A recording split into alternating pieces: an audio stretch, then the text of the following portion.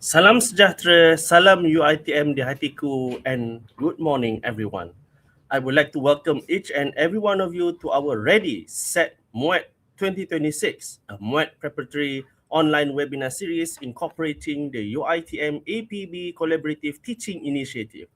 My name is Dr. Ahmad Muhyiddin bin Yusof from the Academy Pengajian Bahasa, Center of Foundation Studies, UiTM, University Technology Mara, and I will be the moderator for the first session of our webinar entitled How to Score in Your Muet Speaking Test from 8 a.m. to 10 a.m. Then we will proceed with the second session at 10 a.m. to 12 p.m. with how to score in your listening test. Dear lecturers and students, we are honored today to have our first guest speaker, Puan Nur Afika Gostello Abdullah from Sekolah Menengah Kebangsaan Pandan Mewah. Our heartiest and warmest welcome to you, Puan Nur Afika.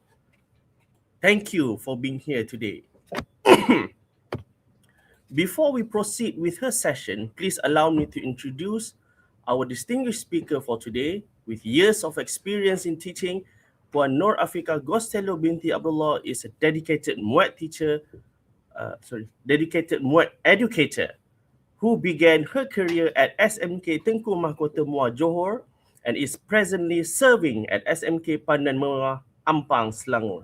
She is the co-writer of Muet Made Easy SAS Buddy, a local publication co-authored with Vasanta Malar and Nur Aini Darus since 2005. She has been actively conducting, she has been conducting Muet workshops and seminars for both university and skill students across Malaysia. In addition, she is deeply involved in Muet-related assessments, particularly in the testing and grading of speaking and writing components. Indeed, we are most privileged to have her for our Muet session this morning to conduct a session on how to score in your Muet speaking test. Therefore, I trust that the students will take full advantage of this chance to gain knowledge directly from the subject matter expert. So without any more delay, let's welcome Puan Nur Afika to take over the session for today. Please welcome Puan Nur Afika. Thank you, Dr. Ahmad Muhyiddin bin Yusof. Bismillahirrahmanirrahim. Assalamualaikum warahmatullahi wabarakatuh. And a very pleasant Saturday morning. I bid to all lecturers and students. Okay, I'm very glad and honored to be here to share with you my insights and experience on the testing and how to score in the Muet speaking examination. And I know all of you will be sitting for the exam, Sesi 3 2026. Okay, without much ado, let us straight away begin the session.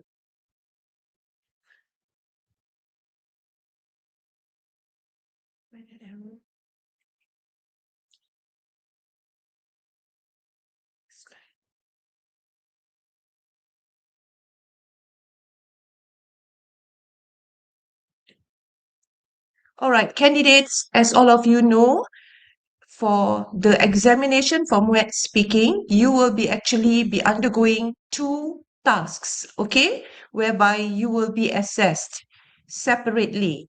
Task 1, which is the individual presentation, and also task 2, which is the group interaction or group discussion. And the topics are on various contemporary topics that is happening worldwide and also locally.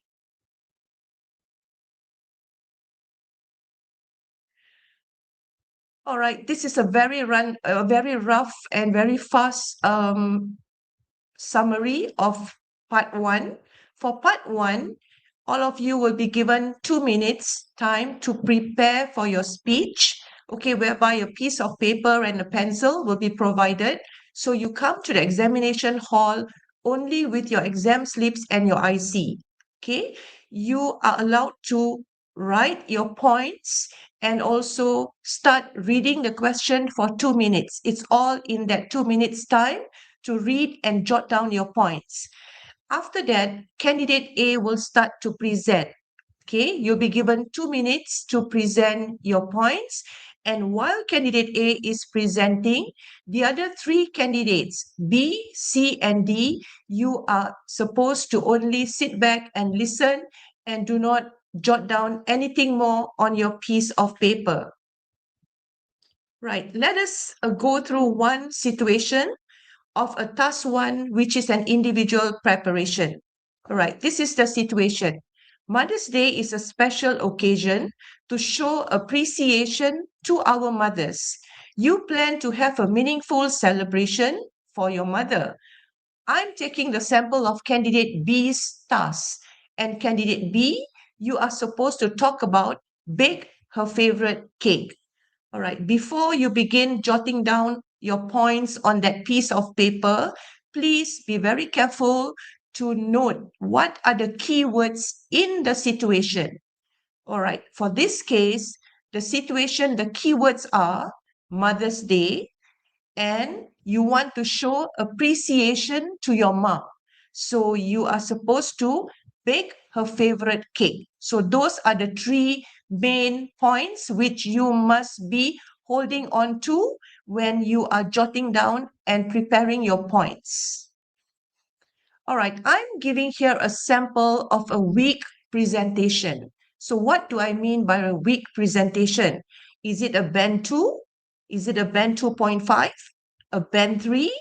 Or a band 3.5? All right, a weak presentation cannot be a band 4. Okay?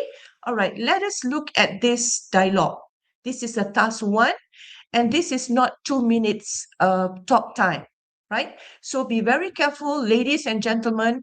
Whatever you jot down on your piece of paper, it should only be points and not full sentences. Okay, because you can't be writing out the whole 2 minute script talk time on your piece of paper within 2 minutes preparation time. So take note, only jot down your points. All right, let us look at this. I shall go through with you, okay? All right, the candidate starts by a bit of a hesitation. Um, on Mother's Day, there's a pause. I plan to pause again, bake cake. My mother, she likes cakes. Chocolate cake. Yeah, I like chocolate cake too. Last time, my mother, she bought me a toy, a big toy. It was blue. Um, so yeah, cake. I will buy flour and eggs. Maybe at Tesco. Tesco is near my house. My house is in Bangi. Chocolate is brown. My mother's favorite color is pink, but she likes chocolate cake. So I will bake. I don't know how. Maybe YouTube. My sister also bakes. She is good. Um, okay. I am definitely sure none of you here on this platform this morning will be in this category of a presentation, right? So let us look at the comments. I would actually be very glad if you could actually type in your responses on the comments for this sample presentation. Okay. Has the task been addressed? Did the candidate address the three keywords that I mentioned earlier in the situation? Mother's Day, show appreciation to your mom, bake her a cake. Was that been mentioned in the presentation? Yes or no? All right. The second comment on the task. Is the content relevant to the situation? 100%? Everything that was presented by candidate B, is it relevant? Yes or no? If it is relevant, how much relevancy? All of it relevant? Mostly relevant? Or only part of the 2 minutes presentation was relevant? Okay, third question on the task. How many main points did you detect? And how were the main points developed? Was the development, the elaboration on the main point enough? Or just some elaboration? or very simple elaboration? And finally, are there examples for each main point? Okay, so please take note. I'm going to show you the script very soon, I mean very fast, and please try to answer this question. All right, has the task been addressed? Did candidate B talk about Mother's Day? Okay, look at line 1. On Mother's Day. Yes, Mother's Day was mentioned. Did she talk about bake her mom her favorite cake? Yes, I plan to bake cake. And did the candidate elaborate? She did, but it is just one-liner. She likes chocolate cake. Okay, the candidate did mention chocolate cake and only stop there. Okay, look at the second paragraph. Is this relevant? I like chocolate cake too. Last time, my mother, she bought me a toy, a big toy. It was blue. So for this second short paragraph of the presentation, the relevancy, it is very little. It's not even on the first sentence. The first sentence, the candidate is saying that he or she likes chocolate cakes, but not the mother. And the second sentence, last time my mother, and the sentence was hanging. Okay, it is not a complete sentence. She bought me a toy. Okay, the candidate continued, but it is not relevant. It's not about baking her mom the chocolate cake and elaborating on that. And after that, it is no more relevant. A big toy, a blue toy. All right. Paragraph 3. Soya cake. I will buy flour, eggs. Okay. Now the candidate is talking about what are the ingredients needed to bake the chocolate cake. But he or she did not mention the main point. Those are just the elaboration, leaving the examiner, the assessor, to actually fill in the dots for the candidate. What's your main point? All right. So for this paragraph, the main point is missing, only elaboration, but almost quite a big portion of this paragraph, it is not that relevant. Okay, Tesco is near my house is in Bangi. Okay, that is not that relevant to connect to the ingredients and what are you going to do with the ingredients. Okay, the next paragraph, chocolate is brown. My mother's favorite color is pink, but she likes chocolate cake. Okay, the key word from the situation is mentioned, chocolate cake and mother, but mother's favorite color is pink.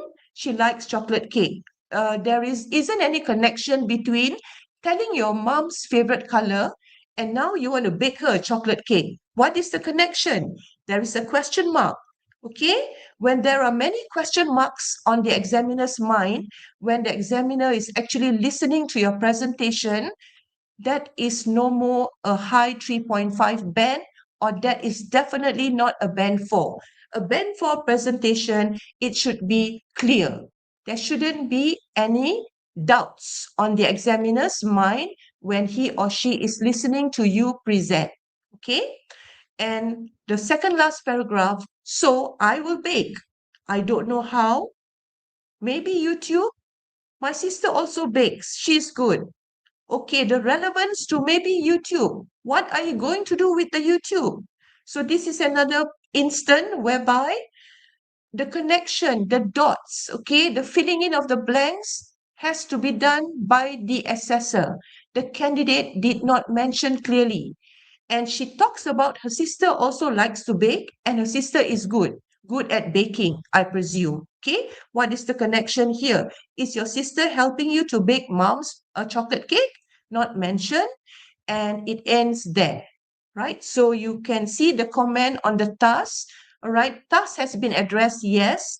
Content relevant, yes, but only partially. How many main points were there? There was only one.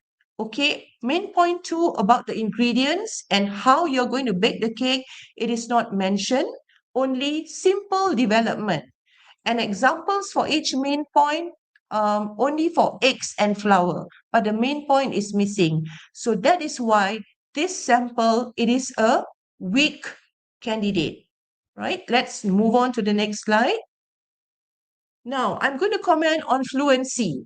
All right, please take note, students. You are going to assess on your content, your fluency, and also your confidence. Okay, now, was the candidate fluent, average, or lacking? Okay, here it depends on how you speak on the examination day. Please be very confident, even though your presentation is like what I highlighted just now, but your marks for fluency, it is a different mark. But if you look at the sample that I presented just now, right, sentences were actually not complete sentences. So, but that comes under language. Now, how fluent are you in delivering your stuff? That is another thing. Can you keep the communication going? All right. There were many fillers. Um, okay, those are fillers.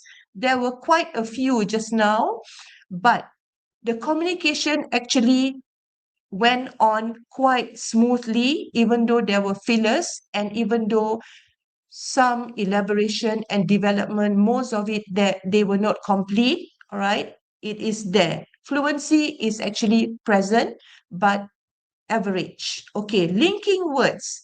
Were there linking words? Firstly, next, then, after that, and finally. Okay, we did not find any linking words just now, meaning that the ideas, they jump from one idea to another. Okay, remember I told you the assessor had to actually try to figure out what are you talking about, the main point, and there wasn't a signpost. Okay, there wasn't linkers to actually signal to the examiner, all right, Mr. or Miss Examiner, this is my next point, and I'm using next. I'm using furthermore. I'm using besides. I do not see those in that presentation just now. And can the examiner follow the train of thoughts of the candidate?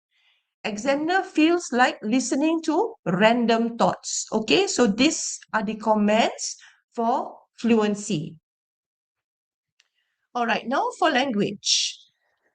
Grammar, sentence structures. Okay, for this sample, the sentences were mainly simple sentences. There wasn't any complex sentences.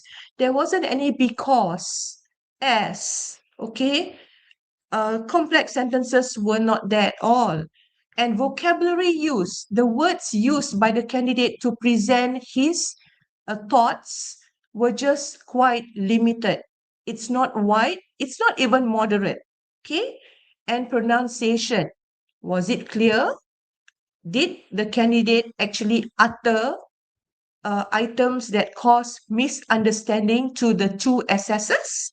Okay, so these are the aspects that you have to be focusing on when you are presenting. Be very confident and make sure your grammar is right.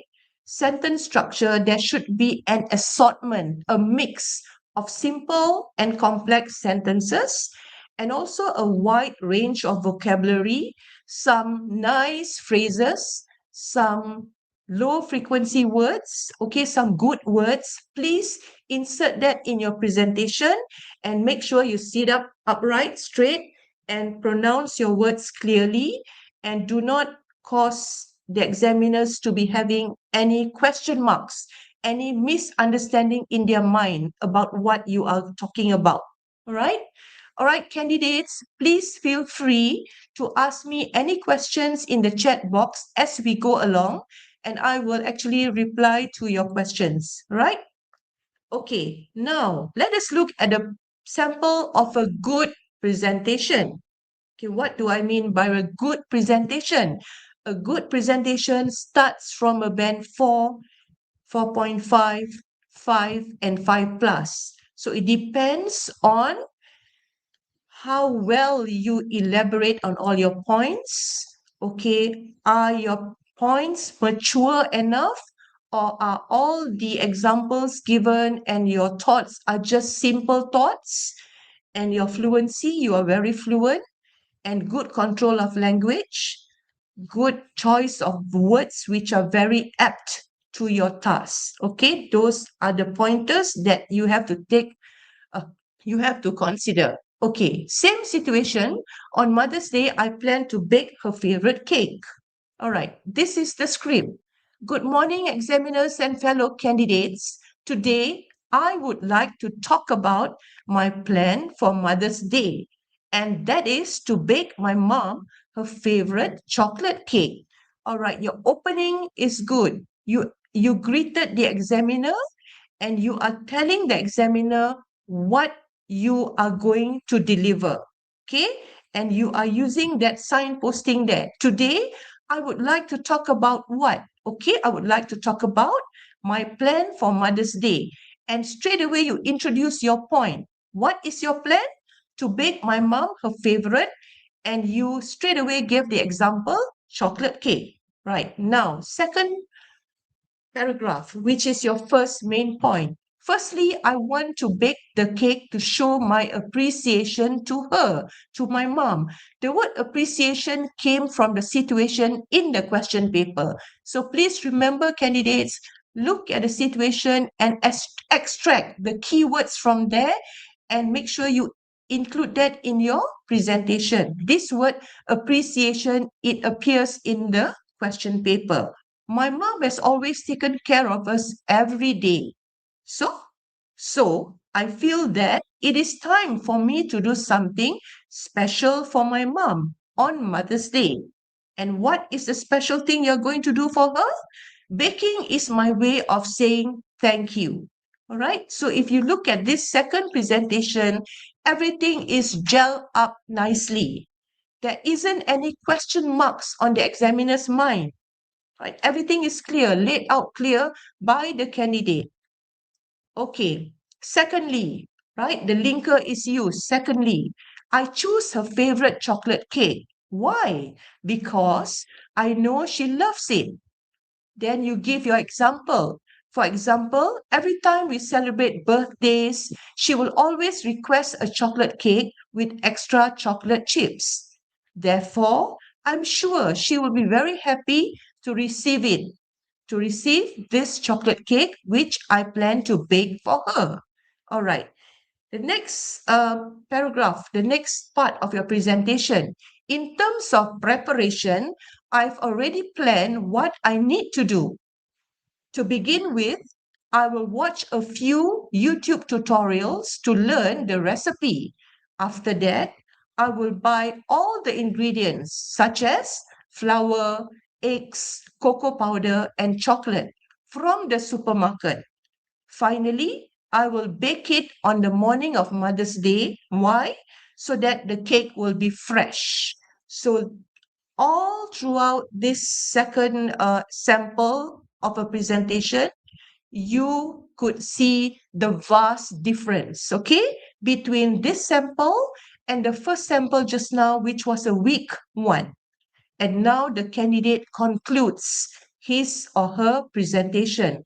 To conclude, I believe that baking her favorite cake is a simple but meaningful way to make my mom feel loved and special on Mother's Day. Thank you. All right. So I'm sure, audience, okay, candidates, you can see that this is a good presentation and the reasons why it is obvious. Okay, let us look at the comments. All right, now the comments, the structure, they are very clear. The assessor can follow clearly your structure when you were presenting. You had the introduction, there was the first main point, the second main point, and the third main point, which is the preparation steps. What would you do? You would go to YouTube, your ingredients, and you concluded your presentation in a very simple but clear manner. All right, linking words. There were many linking words used by the candidate. Firstly, for example, therefore, to begin with, after that, finally, and to conclude. Okay, that is also good. And did the candidate actually utter anything which was irrelevant? No. Everything was on the topic. Okay, the candidate linked back to baking the cake for his or her mom. to show appreciation. Everything actually falls back on the topic, and ideas were developed.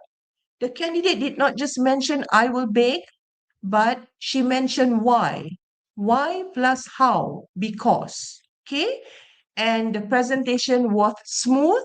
There was no random jumps. There wasn't any jump from one idea to another, whereby the examiner had to actually pause and ask herself, what is this candidate talking about? For this sample, everything was clear. Okay? All right. So these are a few reminders, right, candidates, for task 1. There can be only one main point, but your main point must be very good, very well elaborated with examples and also reasons. You actually can only present one, but I will not encourage only a one main point presentation. A good one would be starting from 2 main points and maximum 3, right? The second bullet, it can also be more than 1 point, but please make sure all the points have good elaboration and examples. Please don't give something like 6 or 7 main points, candidates. You know why? If you give 6 or 7 main points within a 2-minute presentation, it is obvious that your main point, the elaboration for your 6 or 7 main points, they are just going to be touch and go. So anything which is not elaborated well, which is only touch and go elaboration, it is not a good, not a satisfactory presentation. Okay, so you are encouraged to give 2 main points or 3 main points or the maximum 4. Right. Make sure you organize your points before presenting them. Organize them. Use your linkers. Avoid using fillers throughout your presentation. Please be very conscious when you are speaking. I know some of us, we tend to use fillers like, um, you see, you know. Okay, try as much as possible to avoid using fillers. It is better that you stop for 2 seconds rather than filling in that 2 seconds with a filler. So practice, okay, girls and boys, ladies and gentlemen, please do practice. You've got a lot of time before the examination. Now is only August. So please do practices with your group, individually in your room, in front of the mirror. Try to avoid fillers and be confident. And turn taking and not taking turns, okay, that is for task 2, right? Okay. Now let's go to part 2. Okay, for part 1, do we have any questions, candidates? I'm opening the floor now for you to actually type in your questions. If you have, I'll be giving you 1 minute. If there are no questions for part 1, then we'll be going on to part 2, which is the group interaction.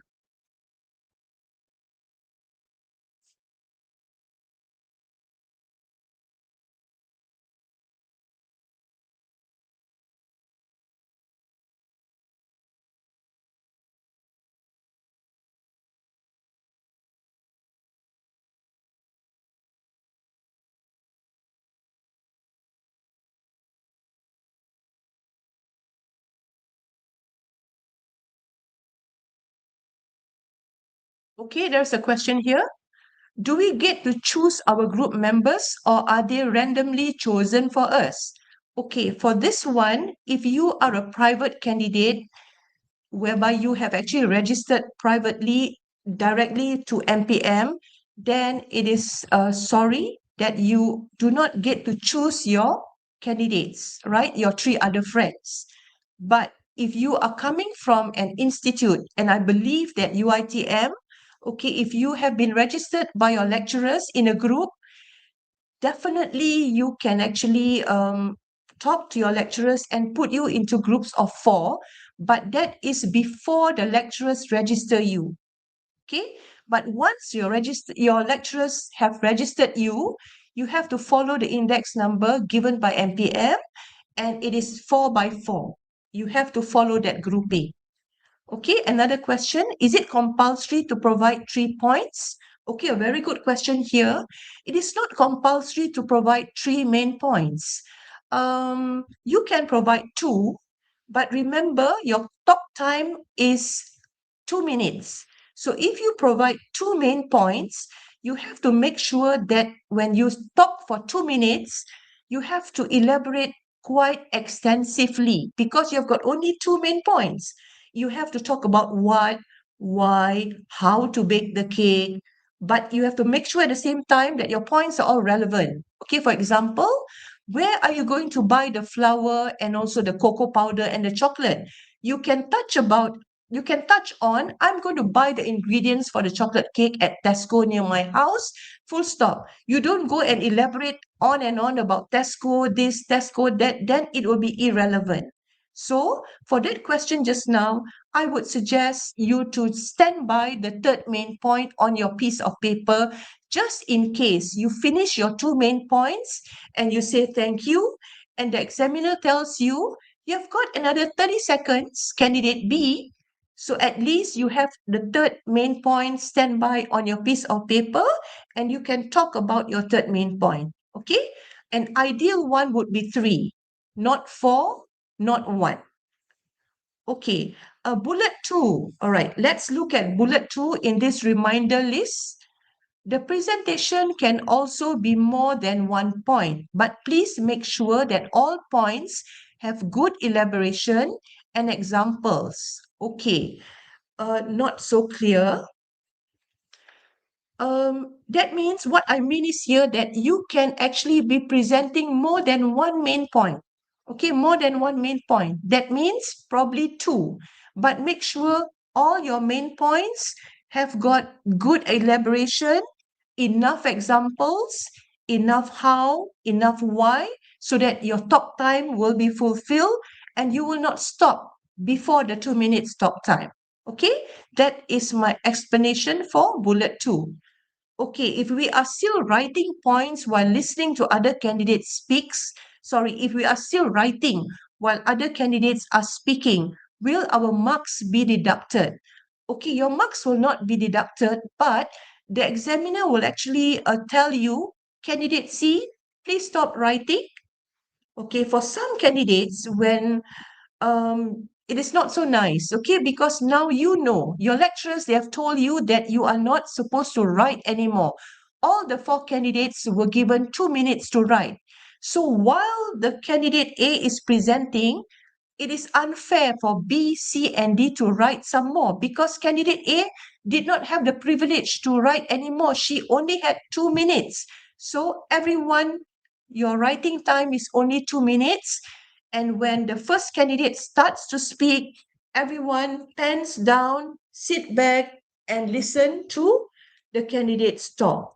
No more writing, no marks will be deducted, but it is not a good impression when examiner tells you, please stop writing candidate C. Okay, no more writing. Okay, those are good questions. Okay, can you clarify what turn taking means and not taking turns in group discussion? Okay, a very good question here. I will arrive to that part later, but let me answer your question now. Okay, when you take turns and you do turn taking, all right, it is not advisable. Okay, now I give you a scenario. Okay, you have started a task 2, which is a group presentation, and I'm candidate A. I begin. Okay, good morning, everyone. Let me begin our group discussion, and I present my main point. I present my point from the mind map, and I give my reason. Then I pass the baton. I invite candidate B to speak. When candidate B finished speaking, she or he invites C, and C invites D. And after that, D goes to A again, A goes to B goes to C, and C goes to D. So that is not a good way of presenting. It is supposed to be a group interaction. Imagine you are at Coffee Bean, the 4 of you, you are sitting and you are talking about a topic for today. What our lecturers gave us today for our science assignment. Are you going to talk in that manner? Are you going to start and after that your friend continue, you are going to do in that circle, or it's going to be random? So it should be random. For example, I'm A. After I speak, I invite C. And when C finishes, either B or D can just come in. So that is how you do it, and you do not be so robotic. So that is the difference. Okay, you can actually see very clearly that it's not going to be okay when you actually take turns like that in a group discussion. It should be something which is spontaneous. Whoever wants to say anything, you come in. So all these actually need practice. So please go back and do at least a few practices before the examination day. All right. Okay, if I ran out of time, can I just skip the last point and start to conclude?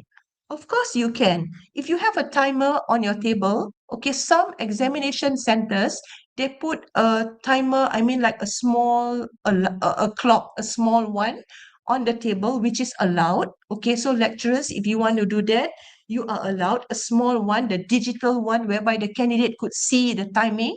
So for example, you have spoken on two main points and you see the timer, it is already 1 minute 55 seconds. Definitely you can't go on to your third main point. You're only left with 5 seconds. So surely you can conclude. Okay? But that if you have the timer in front of you. But if you do not have the timer, what do you do? Do you worry and just, do you worry, is it 2 minutes yet? What's the time now? Have I spoken for 1 minute plus? Please don't worry, okay, students? You just speak until the examiner stops you. So if you do not have a conclusion, it doesn't matter. A band 5 plus student may not have a conclusion. Okay, he or she will talk on and on, giving examples and on for all his three main points. And examiner says, okay, candidate C, it's ready 2 minutes. Thank you. So you stop. You don't say anything else. Probably you can only say thank you. That's it. Please don't say anything more once the assessor stops you. Just say thank you. Okay? So definitely, yes, you can conclude when you feel that you have already finished presenting. Can we bring paper and pencil or your pen during the test? No. No. Okay? Please do not bring paper or your pencil or your pen because all these will be provided by the exam center. You only bring your IC and your examination slip into the quarantine room. Okay? And definitely your gadgets. Your gadgets, do not bring it into the examination room. It will be taken by the examiners. Okay, all these are actually the frills which will be explained to you further by your lecturers. Okay? All right, you're most welcome, Microsoft U1Q. Okay, let's go on now to task 2. Okay, hold on now. All right. Okay, now this is part 2, all right, of the Muet examination, whereby it is a group discussion. So remember, good candidates, they normally will be able to manage a discussion. You imagine that you are a manager and there are 4 of you sitting there. How would you manage the discussion? Manage here does not mean control. Okay, please be very careful. Control in a way, but you do not dominate. Okay, there is a difference between managing each other and dominating. So do not dominate. So how do you manage a discussion? You can initiate. If you see someone who is very quiet, for example, candidate C being very quiet, not speaking at all, it is a group interaction. So anyone can speak at any time. And this one candidate is being very quiet. A good manager will be able to initiate that candidate, to try to get that candidate to speak. Candidate C, do you have anything to comment on this point? Maybe you give the point and you ask him or her to talk. All right, turn taking, like I mentioned just now, you do not take turns to talk, but it is turn taking. You interrupt, but when you interrupt someone, the interruption has to be politely and at the correct timing. You don't interrupt when someone is in the middle of a sentence, okay? Please read your friend's body language. When your friend stops to breathe of course, all of us need to stop at some part of our presentation to breathe. Okay, there is a pause. That is when you come in. You don't come in the middle of a sentence and just cut someone in the middle and tell your point a good way to interrupt. Okay, prompting as what I've been mentioned just now, when someone is being quiet, you try to help, you try to prompt. Okay, negotiate. What I mean by negotiating? Remember for task 2, there is a mind map. You have got 5 main points. It is a negotiation because at the end of the group discussion, you are supposed to come out with the best point. So how do you decide? Initially, you've got 5 bubbles. Finally, you have to come up with only one best point, one bubble. So that is where your skills in negotiating comes in. How do you negotiate between, I want to buy a foundation, or do I want to buy lipstick? Which is more important? My what you call the quality of my skin, or do I want to look radiant with my bright red lipstick, but with my facial, my skin which is not so good? So do I buy foundation or do I buy lipstick? So you have to negotiate, give your reasons, and ask your other friends, other 3 candidates, do they agree with you? How good at you at negotiating? Those all carry marks, okay, for task 2. And finally, how you close, how you end the discussion. Okay, these are possible topics that will be asked, will be questioned in the question paper. And like I told you earlier just now, the topics are all very widely covered on all issues, socio-economic, socio-cultural, science, technology, sports, environment, education, health, anything that comes to your mind, it may be tested except for sensitive topics like religion, politics, okay? Things like that will not be asked. And when you present, please do not touch on sensitive issues. And I'm sure you know what I mean. Those issues are not to be touched. They are to be left behind in the gunny sack, okay? Do not touch on that. Okay, now, preparation time for task 2, it is 3 minutes. Just now, task 1, it was 2 minutes. So for task 2, part 2, you've got 3 minutes to write down your points on the piece of paper which will be given by the examiner. And the discussion will take up from 8 to 12 minutes. Okay, when there are 4 candidates, it's going to be 12 minutes. And candidates, you can use your own points. If you do not want to use the points given in the mind map, it is fine. You can use your own points, but make sure your points are relevant to the situation which is in the question paper for part 2. Okay, but most of the time, even good candidates, even Band 5 plus candidates, they will normally use some of the points given in the mind map.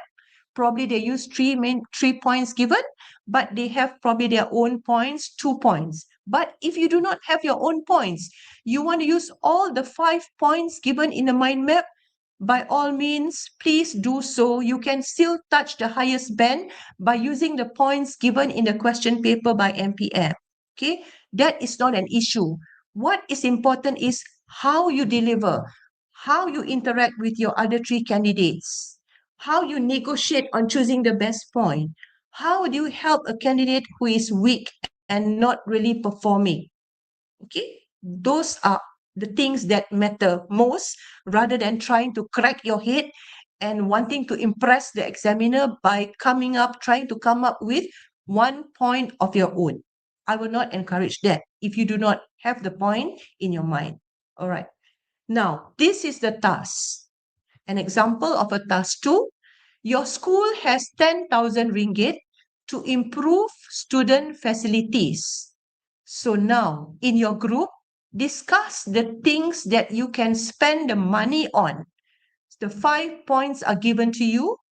Are you going to suggest to buy new computers? Are you going to suggest to renovate the canteen with the 10,000 ringgit? To buy sports equipment? To buy library books? or to buy air conditioners for the classrooms. Okay? At the end of the presentation, decide on the most important, on the most beneficial thing to buy.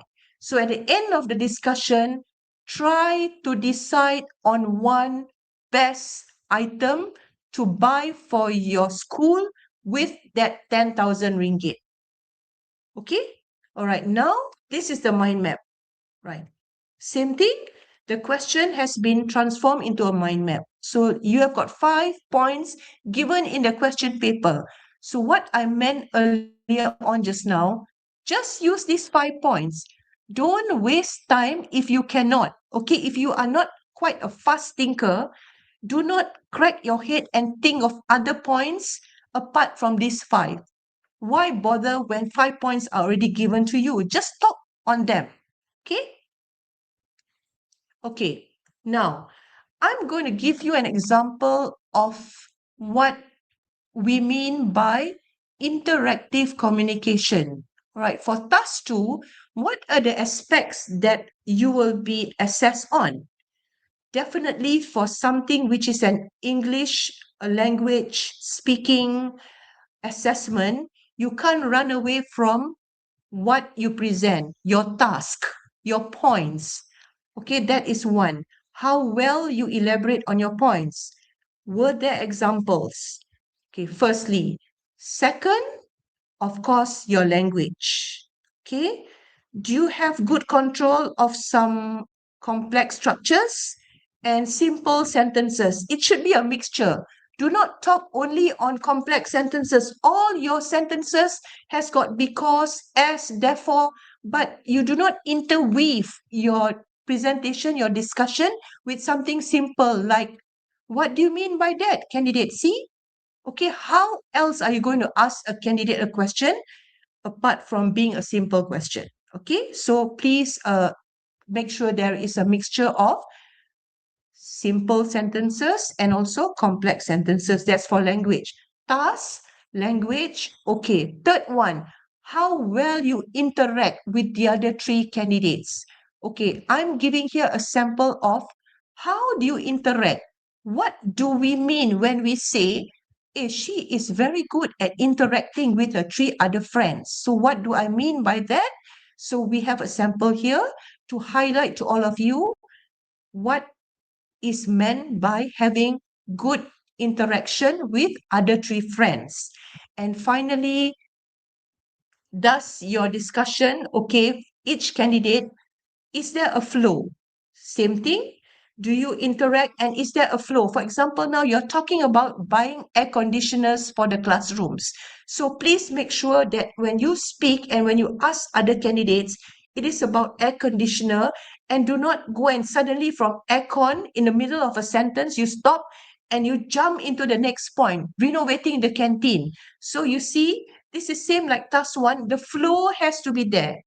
Okay, how well the flow runs by each candidate, that will be also taken into consideration when awarding marks. Okay, all right, let us look at this example of a candidate A. Okay, my highlight here is on candidate A. Okay, we are looking at how candidate A's interactive skills with other three candidates. Okay, excuse me. All right. Now, candidate A, you are going to open the discussion. Okay, you can say like this. I would like to start by suggesting that we spend the money on new computers. Candidate B, what do you think about this? Okay, you can start by giving a point, but you do not elaborate yet. You actually invite another candidate to speak. You can start this way, it is fine, but make sure you come back afterwards to new computers. Okay, now B response. I think computers are good because nowadays students need to do lots of research and assignments. Thus, we need new computers. In my opinion, sports equipment will also benefit students. Okay.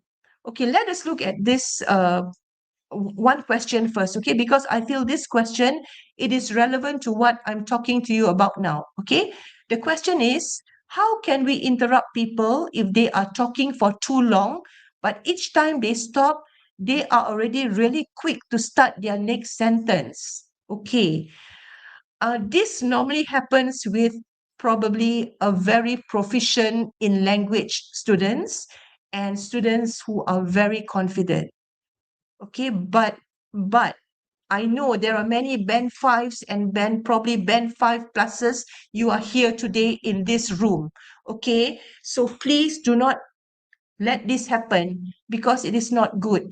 If it is uncontrollable, for example, one candidate is talking on and on and on, and she's not giving a chance to other candidates to actually present.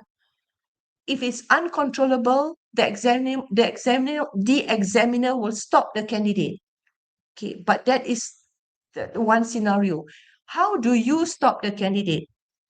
Right, you can just put up your hand. Excuse me, candidate C, I would like to say something. Just go in. If she has spoken for 3 minutes, okay, do not let that happen. A candidate cannot speak for 3 minutes without stop for task 2 because it is 12 minutes and there are 4 candidates. So everyone has only 3 minutes talk time maximum. In that 3 minutes, you have to talk at least 3 times, not 3 minutes for one time talk. One time talking 3 minutes. That shouldn't happen. Okay, this is a very good question to alert all the other candidates. Please do not be, in BM, you call that gila kuasa. Okay, please do not be so dominant. Okay, this is what I mean by dominating. You dominate something when you do not give others a chance to speak, and that is not good. At times, your marks might be pulled down. It is not good because you are not good at involving yourself in a group interaction. You are being selfish. Okay, so please make sure that does not happen. And to that question just now, how do you interrupt? Just interrupt in the middle of a presentation because she has gone overboard. She has spoken for too long. Stop her. Excuse me, I want to say something. Then you start. You say something, but do not follow that style and do not go on for 3 minutes. Okay? Okay, now let us continue. So A has started by suggesting buying new computers, and A is asking B, and B agrees.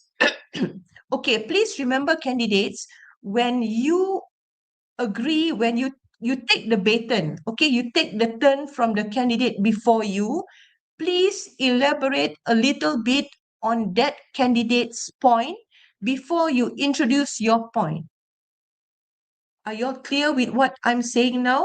Because that is very important. And when I say very important, I mean it carries marks. Okay? Okay, I repeat. Now, let us look at candidate A. She started by suggesting buying new computers. Then she invited candidate B. What do you think about buying new computers? Okay, look at how candidate B responds to candidate A's point, okay? He mentions about buying new computers. So this is what I mean. When someone passes the baton to you, you comment on that person's point a little bit, then you introduce your point. Please do not say, I agree on buying computers. Now, I want to suggest buying sports equipment. Okay, that is not really good. Elaborate a little bit. Why do you think buying computers is good? Okay, because nowadays students need to do lots of research and assignments, and I agree with you, computers are a good choice. Thus, we need new computers. Okay, now you present your point. In my opinion, I would suggest sports equipment because it will also benefit students. Okay, now A takes back the turn from B. I see your point about sports equipment. Okay, you see, when A replies to B, when A takes the turn from B, she comments on B's points, which is sports equipment. I see your point about sports equipment. That's important too. And then she goes on. Gymnastics mats, stopwatches, and timers and skipping ropes are examples of sports items. However, I think computers will benefit students more because we use them in our research. So do you see, guys? Candidate A, she agrees at first to candidate B's point on sports equipment. She even give examples of sports equipment, which is very good here. Stopwatches, timers, okay, skipping ropes. But then she goes back to her point. However, I think computers will benefit more students because we use computers to do research and homework. Then she throws the baton to candidate C. She's managing the discussion. She's asking C. Probably C is keeping quiet and she's asking C. So do you see, guys and girls, how do you actually interact here? But at the same time, I'm highlighting to you that you have to actually comment a little bit on the candidate before you, his or her points. Either you agree or you disagree, and then you put forward your point. When you disagree, please do it nicely. It is not a debate. Okay, do not debate. It is not a debate. Okay, I'm going to take this question. Are we allowed to disagree with our group members? Give our reasons and give our points politely. Definitely, yes. Very good. OMG, the legends.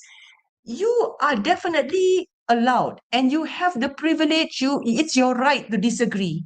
Okay? It's your right to disagree. You do not agree on buying computers, but you think that you prefer that 10,000 ringgit to be used to buy sports equipment. That's no problem. Surely you can disagree. Okay, I'm going to stop here for a while because I'm going back to task 1 on the same topic because it happened to my students before this and it is actually wrong. For task 1, you cannot disagree with the situation given to you. Understand? For example, there was one time this question on task 1,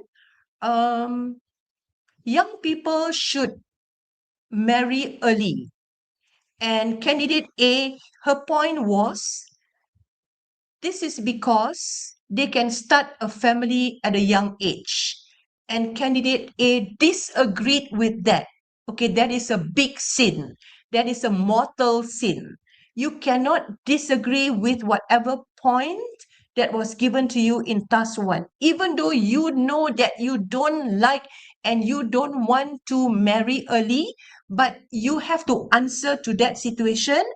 You agree we should marry early because we can start a family at a young age. You have to agree. If you disagree, then your marks for tasks will go very low because you disagree and you might not even get your band 4. Okay? Because we are at this juncture here on can we disagree? For task 2, yes, you can disagree nicely. Politely tell your reason why you disagree and give your alternative on what is your preferred choice of point and tell your friends why you disagree with that point given by another candidate. But for task 1, it is a no, no. Okay? All right. Okay, so now we are going to continue this discussion. So candidate A disagrees on sports equipment and she comes back to buying computers. Okay, now remember she invited C to speak. So C says, I agree with you, A. Computers are more useful. Okay, you see guys, candidate C here, it's not a good candidate. You know why? Computers are more useful. Then what? Didn't add anything else. It's just a one-liner. Probably it's a weak candidate. So A takes back the turn from C. Please do not allow silence for task 2. Okay? When you see a candidate keeping quiet after uttering one sentence or after saying something and he or she keeps quiet, please either you help that candidate or you continue and you give your points.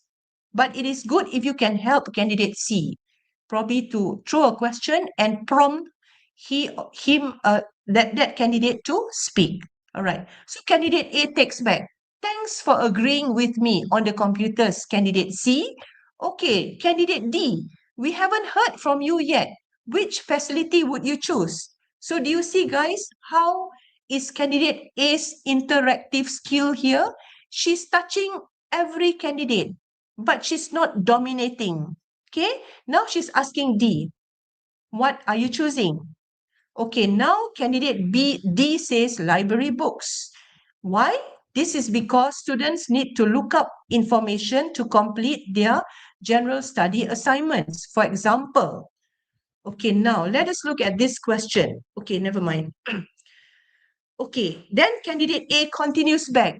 That's an interesting idea. Library books are useful, but many students already have smartphones to read online. Don't you think air conditioning is more urgent because the classrooms are very hot?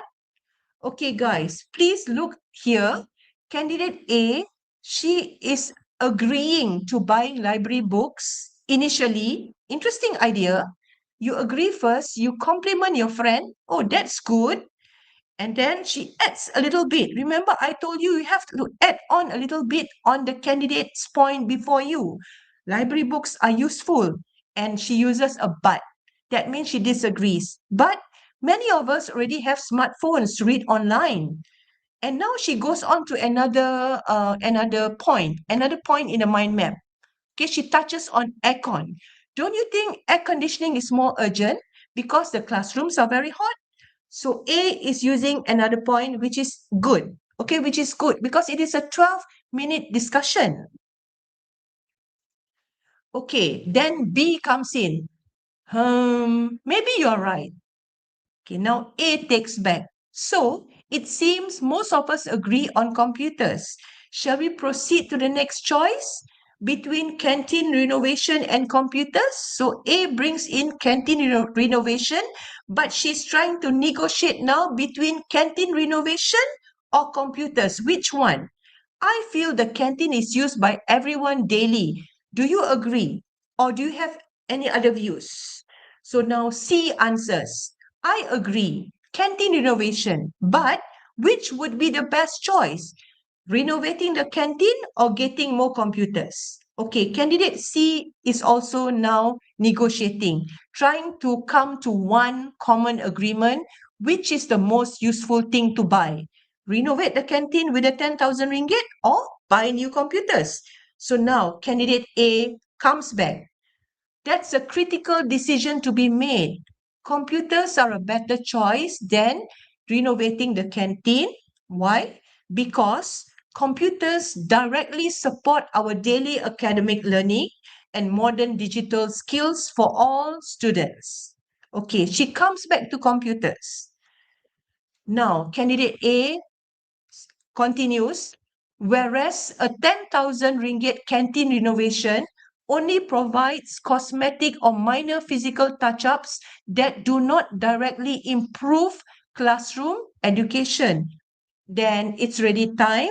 Well, let us bring our discussion to a close, and candidate C closes or ends the discussion. Okay, so do you see, students, how candidate A interacts with all the other three candidates, B, C, and D, and how she actually stand by her point, which is buying computers. But she disagrees very politely. Okay, so this is how it should be. All right, let us look at this question. Madam, if I am stuck in the middle of the conversation, can I ask another candidate to continue? For example, this is how you want to ask. Candidate A, can you continue my idea? Okay, this is a very good question because it does happen quite often with candidates in the real examination. Surely you can actually stop in the middle because you do not have any other points, or you do not what to you do not know what to say. You are stuck there in the middle of the conversation. Yes, please ask your friend, could you please help me with this point? I'm stuck. Please be very genuine and sincere, like what just now the question, right? Candidate C, can you please help me? I'm stuck in the middle of my point here. Canteen renovation. Can you give me more ideas on canteen renovation with that 10,000 ringgit? Surely you can ask another candidate his or her view on how to tackle your point there. Okay, that is very good. Okay, since we are on that note, on that page, I want to tell you all, but I know that all of you ITM students, inshallah, all of you are very good. This will not happen. We pray that this does not happen. Sometimes, some candidates, there are words, okay, there are words in the situation itself that the candidate does not understand. What are you going to do? Firstly, in the 3 minutes preparation time, the 3 minutes writing time, you cannot write on certain things because you do not understand. Okay, during that 3 minutes talk time, writing time, you cannot speak to the other candidates. So don't try to communicate. You're not allowed to do so. But the moment the examiner says, okay, ladies and gentlemen, it is the starting of part 2, you may begin your presentation now. She sets the timer. You start and you say, good morning, everyone. Let me begin the discussion. Hey, friends, there is this word which I do not understand. Can someone please explain to me what is the meaning of electric tariff? And the rest of the 3 friends, please explain. Okay? So, fret not. Please don't be afraid if there are words that you do not understand. You are already there. You are already at the terminal, at the examination hall, in the room. If you don't understand a word, what are you going to do? Are you going to cry? If you ask the examiner, they will not help you. We examiners are not allowed to help students to explain meanings of words to them. No help will be given. So the help will come from your friends, but you have to open your mouth and ask them. How do they know that you do not understand a certain word? Okay, so this is a real situation, a real question whereby one of the candidates' task, one of the bullet, it was on electric tariff. What is electric tariff? The candidate did not understand. So ask your friends. Hopefully, the other 3, one of them will understand the meaning of electric tariff. How to save electricity in Malaysia, and one of the the bullet in the mind map, it is increase electric tariff. So what is that? Please do ask. Okay. Okay. So just now, candidate C will conclude the discussion. Okay, guys, conclusion. Please do not give any more new points. When you conclude something, you're coming to the end. There isn't any more because. Okay, look at how candidate C concludes the discussion. We have come to the end of our discussion. To summarize, we have decided that computers would be the most beneficial thing to buy with the 10,000 ringgit. Thank you. That's it. Short and sweet. Please do not add some more. Computers would be the most beneficial thing to buy with the 10,000 ringgit because we need more computers in our classrooms. Not everyone has got a laptop. Please do not say anymore because do not give any more points to elaborate once you are concluding. Okay?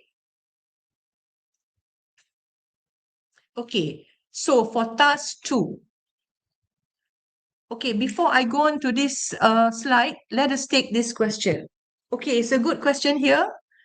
It feels like candidate A was dominating the discussion. Would that affect the other candidates' marks? Okay, a very good question here. If a candidate dominates the discussion, it will not affect other candidates' marks in the sense of language, communicative ability, whether the discussion flows or not, but it will affect the other 3 candidates' talk time. They will not have enough time to talk about their own point, what they want to deliver, how they want to disagree because A dominated. Okay, that is the only setback that will happen to the other 3 candidates, and it is not good. It may impact on their marks. But like I told you earlier, ladies and gentlemen, if someone looks like he or she is dominating, please interrupt politely. You may even use your body language. You can put up your hand. Candidate A, I want to say something politely. Candidate A, can I say something? Surely candidate A will stop, right? She will not say, no, hold on, I want to finish what I'm saying. Well, if she does that, you just be silent. The assessors will play their role. Okay? That is not supposed to be happening in a speaking test for part 2. Okay, remember, if someone is dominating, excuse me, candidate A, can I say something? Say that. Okay, how? Okay, I'm glad that you asked that question just now. Huh? You know why? Because I prepared these slides. In fact, I wanted to show to all of you on interactive communication. Okay, I wanted to show you this. I wanted to show you on how A is interacting with B, with C, and with D. Okay, it is only for that purpose that I'm actually putting A coming in many times. But in the real case, a candidate cannot be like this. In a real case, look at the B and the C, all right? B, C, and D, they are very quiet. So that should not happen on the examination day. Okay, this is only done for the what I want to highlight for that motive only here. Okay, but it is good because you see something. Okay, let us see. How many times did A talk? Did A speak? Okay, 1, 2, 3, 4, 5, 6, 7. Okay, A spoke for 7 times. Let us look at B. How many times did B speak? 1, 2.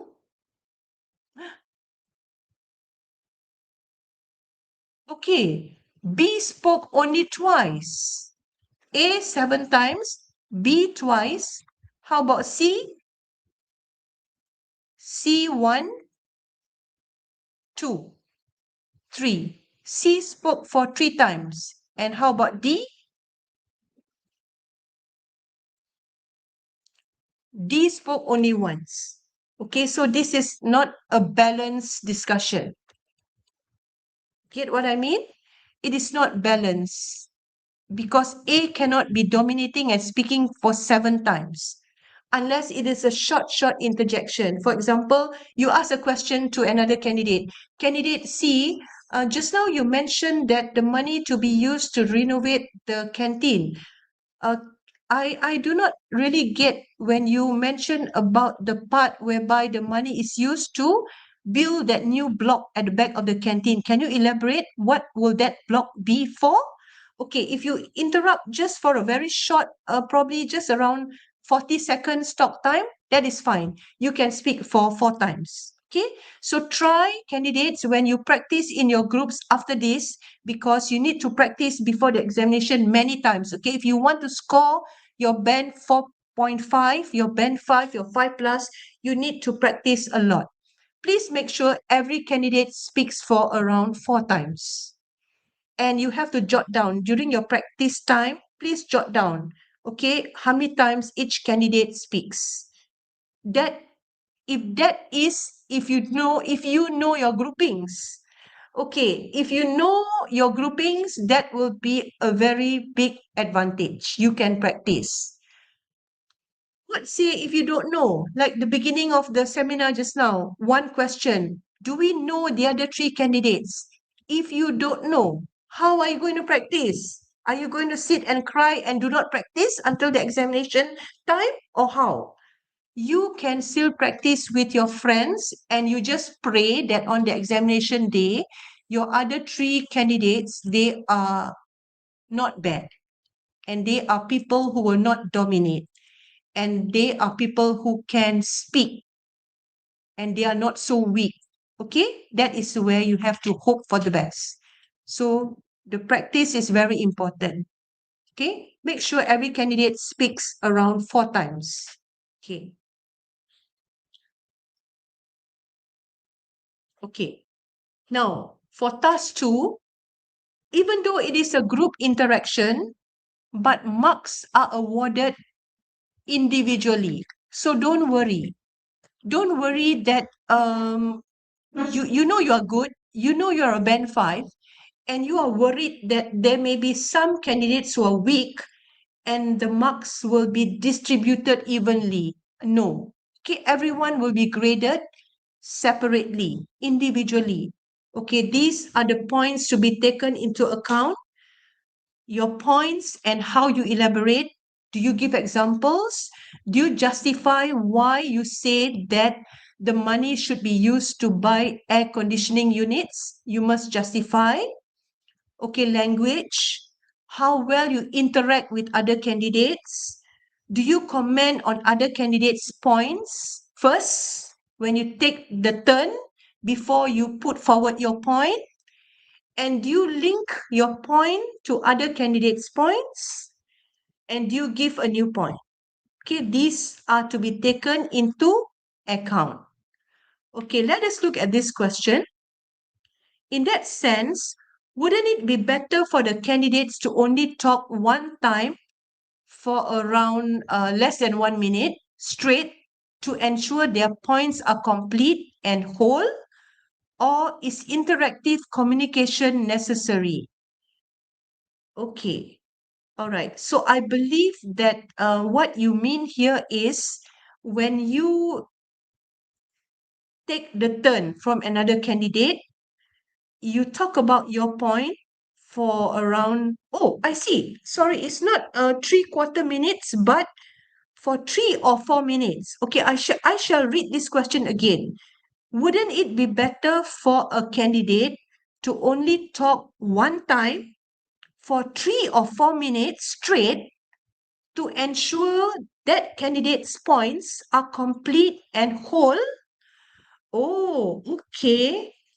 All right. This is not advisable at all. Okay. It is not advisable at all to speak for 3 or 4 minutes at one go. Then you pass your turn to another candidate. What say if that candidate also has the same ideology, the same idea? He also speaks for 3 minutes. Then he passes to the next candidate, and the thing goes on. That means every candidate speaks only once. This is a group interaction, okay, a group discussion. Discussion should be taking place. Okay, so please be very careful for this candidate who asked this question. It is very good. It is very good that you could see from this point of view that you asked this question. If you did not ask this question, probably some of your friends might actually do this on the real exam day. And this is not good because interactive communication is necessary. It is a group discussion. Okay, you're most welcome. It's a group discussion. So just you start off and then you say your point probably just for 1 minute. Then you pass your baton to the next candidate. He or she speaks for a little while, and other candidates, you can just interrupt. Okay, you imagine now you are at Coffee Bean and you are talking about one topic. Probably you're talking about the Olympics or the recent sports event that happened in our country. How are you going to speak? Aren't you going to interact? Hey, I disagree with you. Just now you mentioned that using the money to buy air conditioning units. Why do you say so? Because I disagree with you. Then you stop. Then that candidate replies. Then another candidate comes in. Hey, that's a very good idea. I think the money will be put to good use. The person who donated the money will be very happy. Well, in my opinion, I think buying sports equipment would be a much better choice because then you go on. It should be naturally flowing. Okay?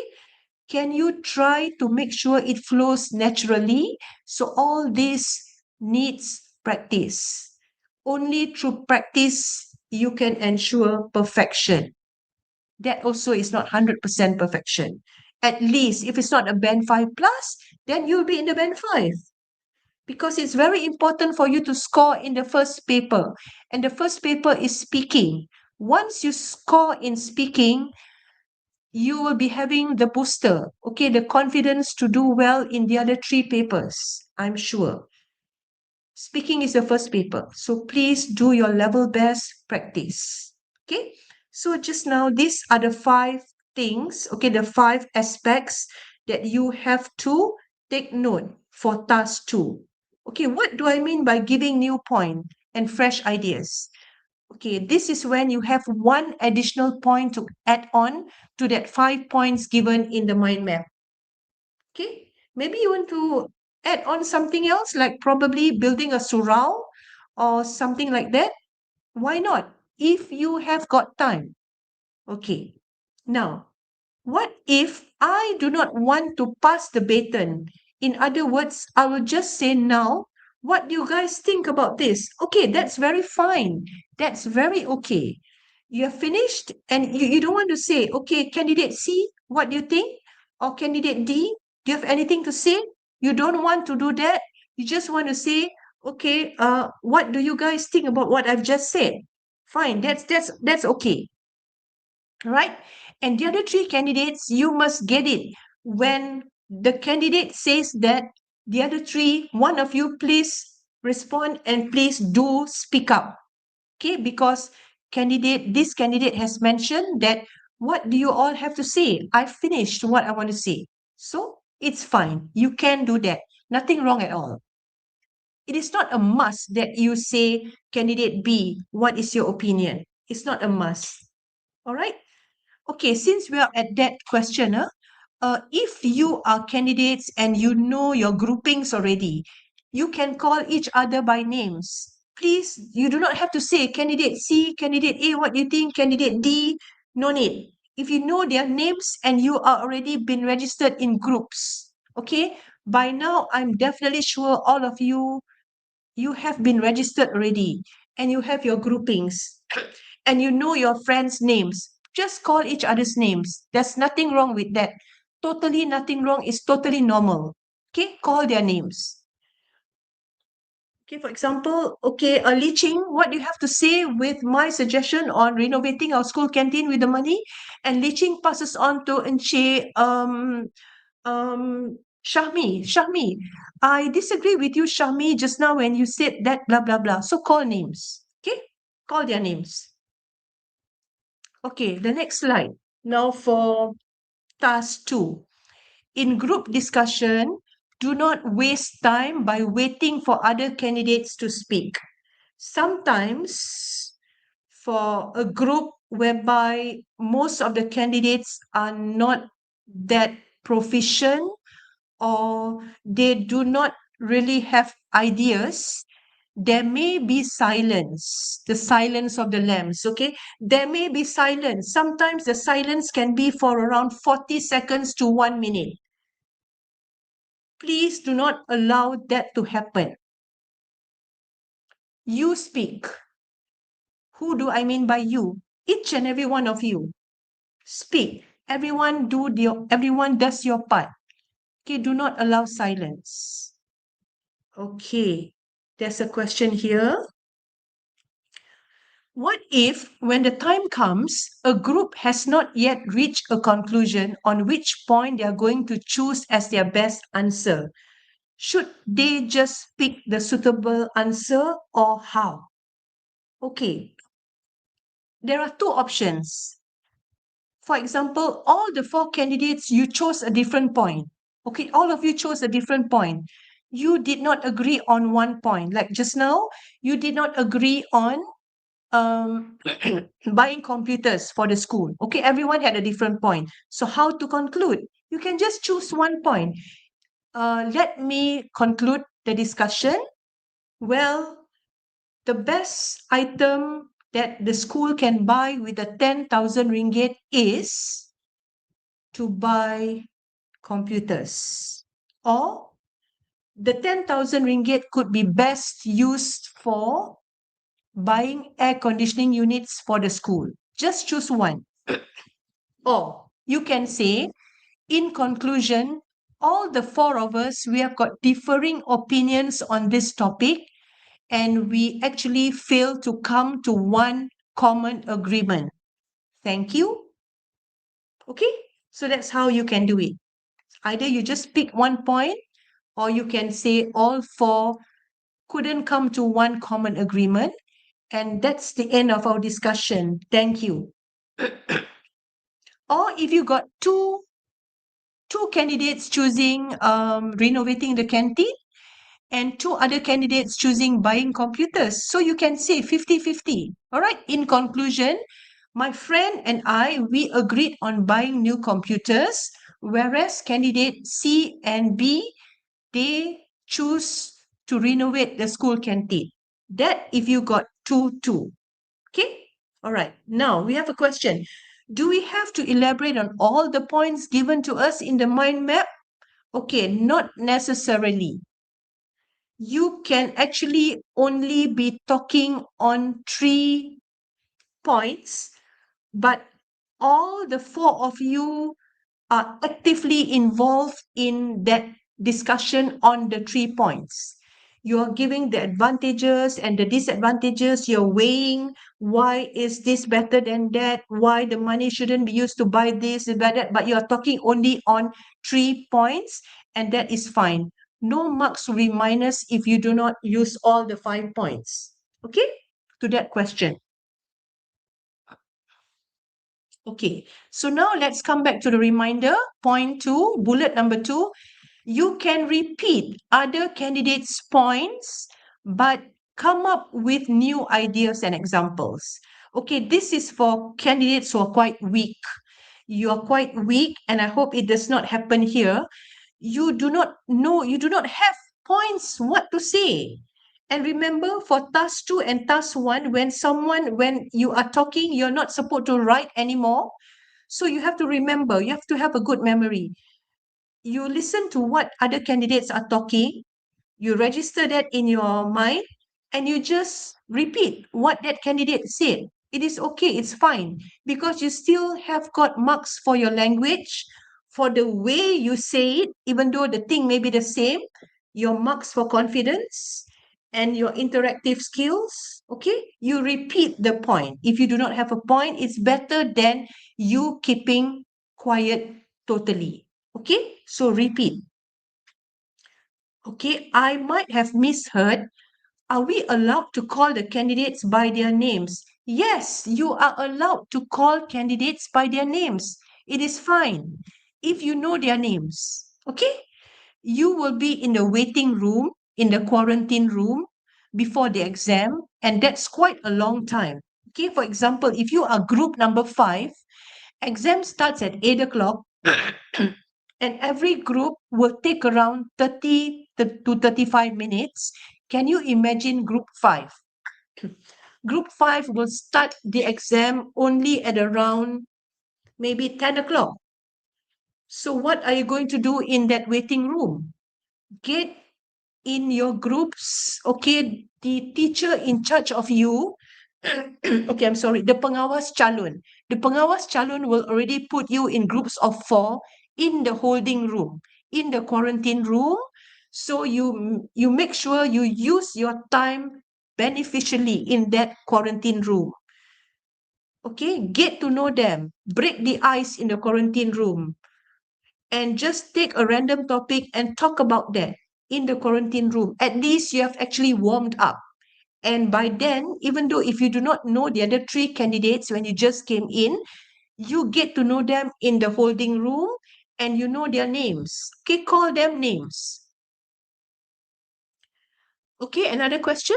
How about writing down things during the group discussion? Is that not allowed? That is not allowed.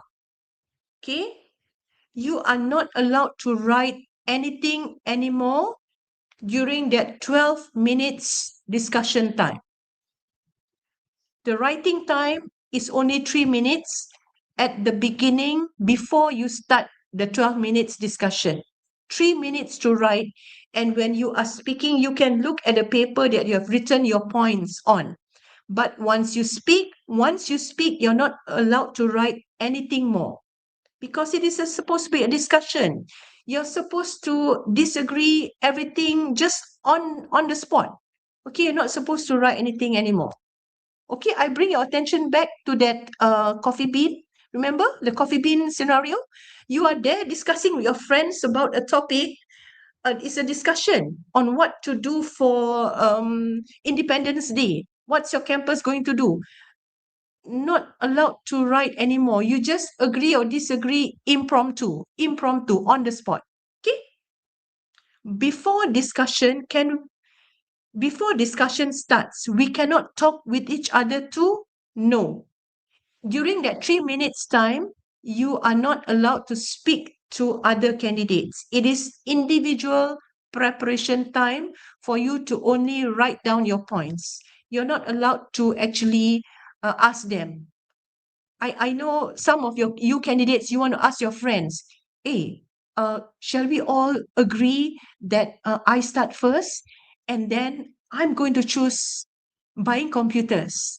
You choose renovate the canteen, okay? No, that cannot happen. All that things should happen during the 12 minutes because you will be assessed on how well you can actually interact with your other friends, how well you can actually negotiate on which points to choose, how good are you at disagreeing politely with other people's points. Okay, it is all during the 12 minutes, no talking before that. What should I do if one of my group members is absent? Okay, you can't do anything. I'm so sorry. What you can do is please get your friends' numbers if you know them. Give them a wake up call in the morning. Because if they don't come, it is such a bad and unfortunate situation for them. Do you know why? They will have to meet their lecturers, okay, your Muet lecturer, and ask your lecturer what to do. Normally, what happens is if you are absent for that slot, you meet the ketua pemeriksa, the teacher who are testing you all for the speaking exam, and the teacher would reschedule you and ask you to come for another day's slot. If the examination at UiTM Dengkil finishes on the third day, you probably will be asked to go to another examination center, maybe another school, another university if the test is still on. Okay, but you can't do anything if your friend is absent. The only thing that will happen is for task 2, the talk time is not 12 minutes, but it's going to be cut down to 10 minutes if there are only 3 candidates. Okay? Okay, can we go to the reminder point number 3? Candidates are not allowed to write notes after the preparation time in part 1 and part 2, like I told you just now. Okay, you're not allowed to write anymore when you are presenting during the 2 minutes presentation time in part 1 and during your 12 minutes presentation time in part 2. Okay, the fourth point, please use your own ideas or points if you find the points given are difficult. Okay, this is what I mean. You are not necessarily needed to use all the 5 points in a mind map. If you have got other points of your own, which are relevant to the situation for task 2, part 2, you can use your own points. That is fine. Okay? And the next bullet, a good candidate would be able to manage the discussion. Okay, like I explained earlier, what do I mean by manage? You can prompt your friend who is quiet. You can invite and try to get your friend to speak. You can actually disagree politely. And once you disagree, you give your reason why. You manage. Okay? And conclusion is not compulsory. Like somebody asked just now, do we need to conclude task 2, part 2? It is not compulsory to make a conclusion if you have already used up your 12 minutes to the maximum by presenting all your points. Okay? All right, candidates. So don't worry. Please don't worry please don't worry after the exam. Unnecessary worry. Alamak, we didn't conclude our discussion. How? What band will I get? I think it's not a good band. I think we won't do well because we did not conclude. No, don't worry, guys. Okay? If you have done your best, you have given all the points, you have given all your reasonings, you have justified a lot of examples, all the whys, all the hows were given well. It is okay that you do not conclude. All right, there's a question here. I might have missed this information. How long is the preparation time? Okay, very good. Preparation time for part two, it is 3 minutes. Okay, and 3 minutes, it's a lot of time. So please decide on what to write. Please optimize the usage of your 3 minutes. Okay, write all the possible, what you call it, all the possible reasons for all the 5 points. Okay, if you want to include some quotations, why not? Please, guys, because remember, language, please include some nice phrases. Okay, nice phrases, what you're going to use, okay, which are relevant to the point, to the points. Right, that is when you write. And please don't write out the script. I've seen a few candidates during the 3 minutes writing time, they actually write out the script. That is such an not a good way to prepare. You write, good morning, examiners and my friends. Today I want to talk about buying air conditioning units for all the classrooms in the school. This is because you write that down. How much can you write for 3 minutes? So when the candidate speaks, he reads from the paper, he speaks. After that, blank, silent, no more points because he didn't write it down. So please jot down only point form, point form. You can even draw your mind map in the piece of paper. Okay, your mind map. And then when you present, your paper is in front of you. You can refer to the paper. Please don't read from the paper, but just refer. Okay? Do we have any more questions for part two?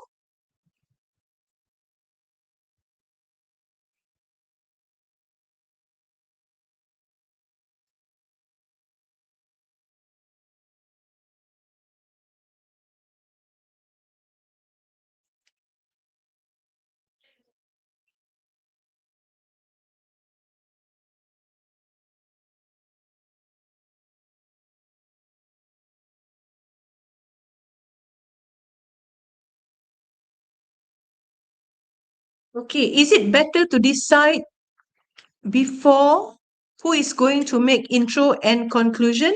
Yes, this is a very good question, Mr. Macha or Miss Macha 40. I like your username.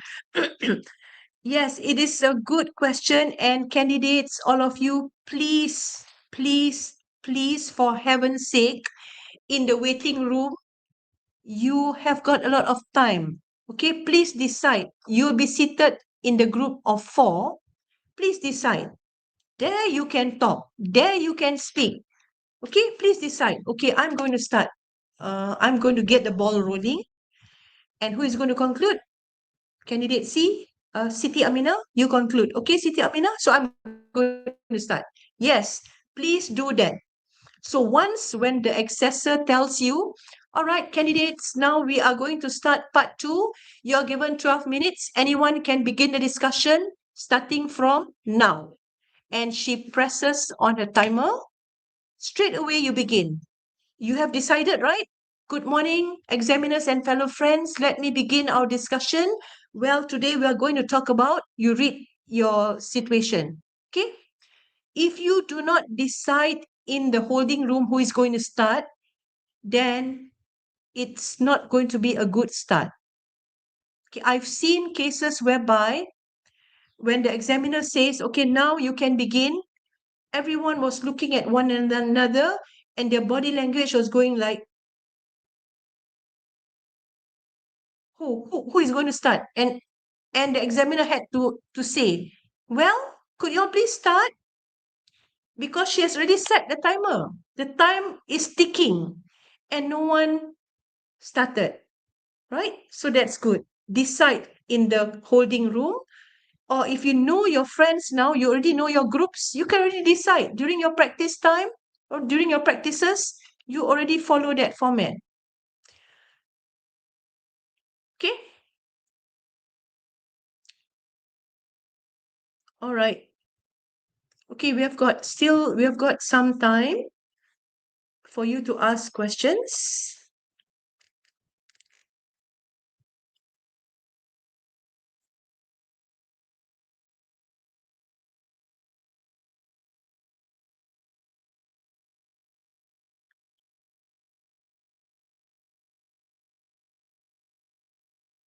Okay, so that's the end of the presentation, but we are still open for questions.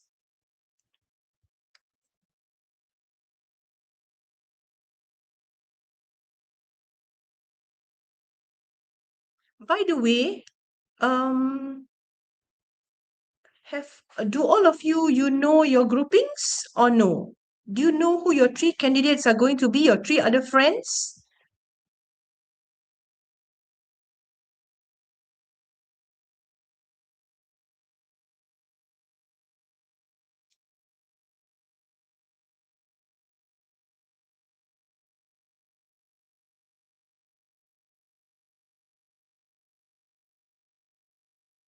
Oh, okay. Alhamdulillah, that's very good. That's very good that you already know your groupings, so you can do your practices. Okay, please do your practices, and I'm definitely sure that if you have got at least, can you try to have 5 practices before the exam day, because you have got a lot of time. Okay, do practice. That will make a huge difference in your band that you're going to obtain. Okay. All right. We have got a question. What if we get blank in the middle of a presentation? Okay. I presume, is this for part 1 or part 2? Okay. If for part 1, 2 minutes talk time, you are talking, you are speaking, you are presenting, and suddenly you go blank, you got no more ideas, you cannot continue. It's too bad. You just remain silent and not say anything. Because if you look at your 3 other friends and you ask them, they can't help you because that is part 1. If you look at the examiners on the right and you look at the examiner on the left, she or he will give you a smile or probably little bit of a help, but normally there isn't any help that is supposed to be rendered by examiners to the candidates. So that is just too bad if that happens. Okay, if you go blank in the middle of your sentence while presenting in part 2, that is a group discussion. Okay, this is when the other 3 candidates, you help out. You help your friend. Okay, for example, your friend is talking, she's speaking about buying air conditioners for the classroom, and then she goes blank. So you help by continuing her sentence and probably giving her some idea on her point, which is air conditioning units for the school. Okay, then only you continue with your point. Please help. If you go blank in part 2, I think that is not really something which is that bad compared to going blank in part 1. But if you go blank in part 2 and when your friend helped you already, please do not remain silent till the end of the 12 minutes. Then your marks will only stop there. Please continue to talk on other points. Right? Okay, are there any tips on how to reduce nervousness? Because some candidates know how to speak fluently, but they are too nervous to speak that their marks become low. Okay, tips on how to reduce nervousness. Firstly, in the examination room, if you are nervous, You take a deep breath, inhale, deep, breathe deeply, and exhale, then you speak. Okay, I think this happens in any situation. You know how to speak fluently, you have the language, but you are nervous. Okay, secondly, go slow. Don't rush. Like how I'm speaking to you now. Do you notice that I'm going slow? I am not rushing now at this point. At certain parts of my presentation just now, probably there were parts where I was a bit too fast. But now I am showing to you I'm nervous.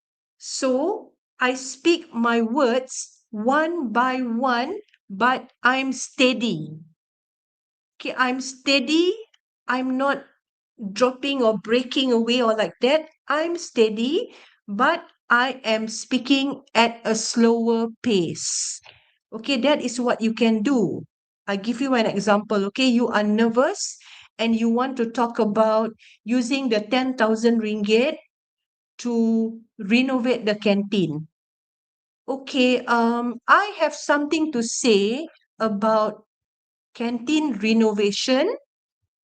If we have that 10,000 ringgit, I think it will be good if we can use that money to renovate the canteen, especially at the parts where the food are put.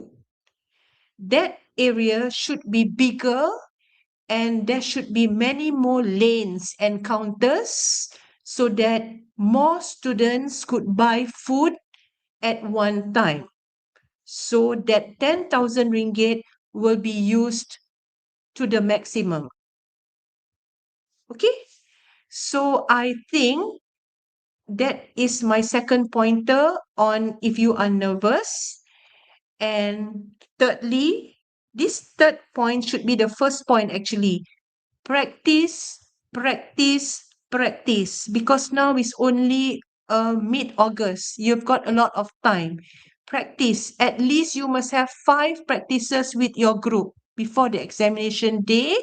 And also, please dua, pray to God to help you, to give you ideas which will come flowing freely, and to give you the tongue that will enable you to speak well and to give you confidence and to allow you to be having that very good interactive skills with your other friends. Pray for that. Ask and you shall receive. Okay, so pray to God that everything goes on well. But praying alone is not enough. You need to practice.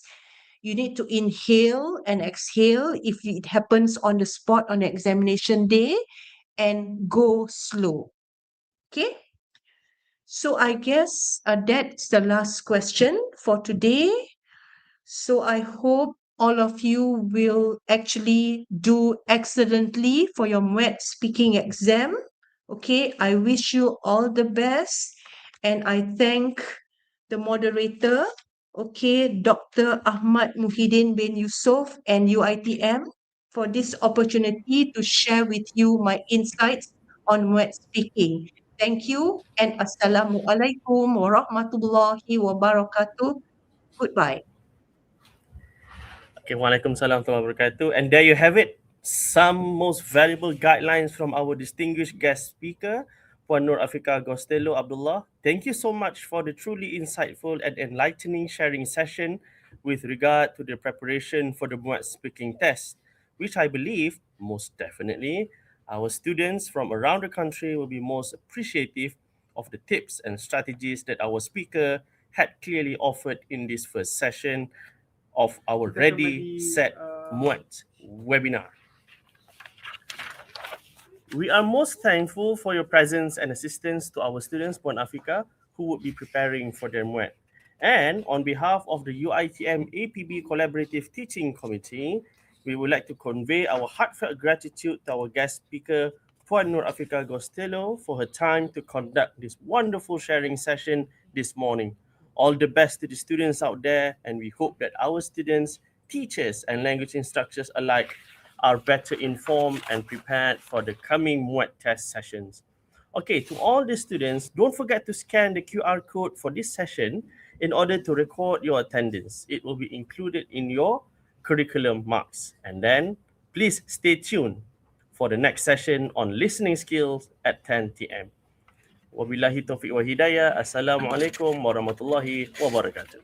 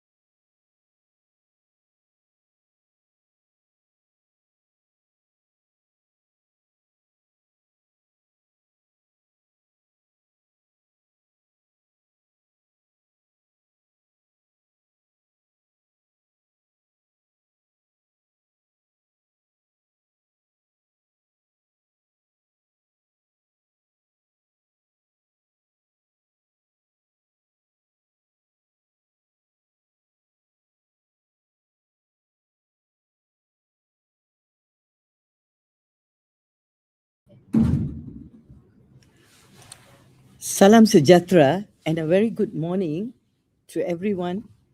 Welcome back to Ready, Set, Muet 2026 Webinar Series 1 organized by the Collaborative Teaching Committee, Akademi Pengajian Bahasa Unit, Center of Foundation Studies, UITM Campus Dengkil. A warm welcome back to all our Asasi UITM students who are joining us this morning through our YouTube live session. I am Dr. Jeba Ebenezer and I will be your moderator for this session. I hope everyone had a good short break and is now ready for the next part of our webinar. We will now continue with another important part of your Muet preparation, focusing on listening. In this session, we will explore useful strategies and techniques to help you approach this component more effectively and hopefully with greater confidence. So, students, stay with us, keep your notes ready, and let's get started with the next session of Ready, Set, Muet 2026. Ladies and gentlemen, the theme of today's webinar is how to score in your listening tests. For this session, we are delighted to have with us Puan Nizwana binti Ali from College Matrikulasi Melaka. Before we begin our session, allow me to introduce our speaker for this morning.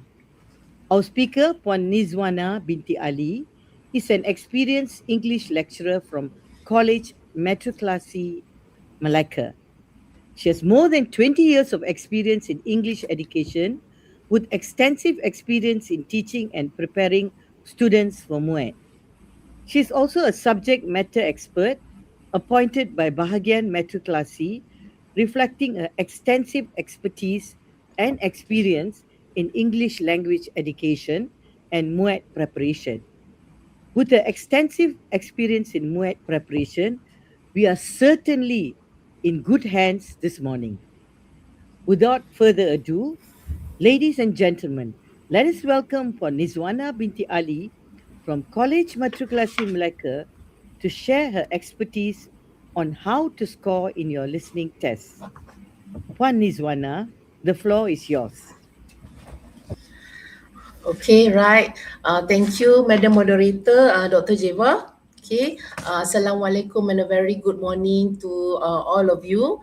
Okay, I'm sure that you are just because you just finished with speaking. Okay, so I hope that you still have the energy, okay, and the spirit to listen to my tips, okay, techniques in order for you to score for your Muet listening. All right. Okay, so let me share with you my slide.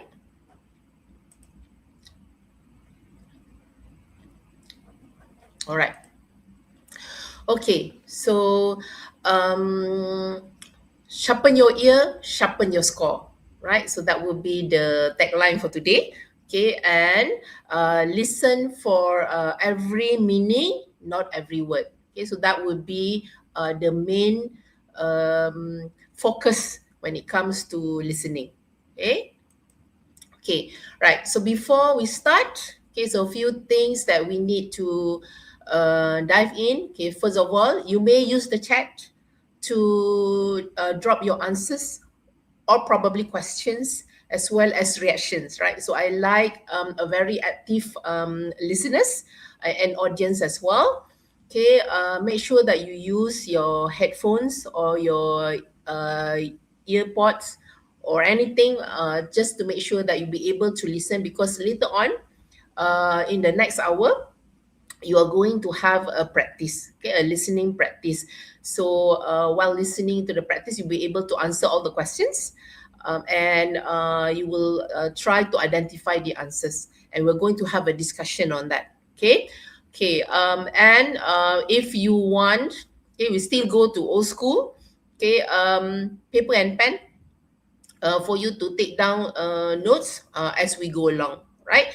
Okay, so while I'm going over the slide, you may actually put it in the chat box. Tell me what is the one thing that you find hard or difficult when it comes to listening, especially when it comes to listening in English. Okay, okay, okay. Let me go on to the next one. Okay, so today's roadmap, okay, there will be two clear goals I'm going to cover on for you to learn the strategy and also for you to apply it. Okay, so you're going to, first of all, we're going to start with building the skills, warm-up challenge. I'm going to explain as well some word listening format, and then I'm going to tell you regarding the predicting before listening. We are going to cover on main idea and details as well, and of course signal words, and also techniques when it comes to multiple matching. Okay, and when it comes to you applying the skills, so I'm going to use a past year questions, and I would like you to experience on how to listen under exam condition.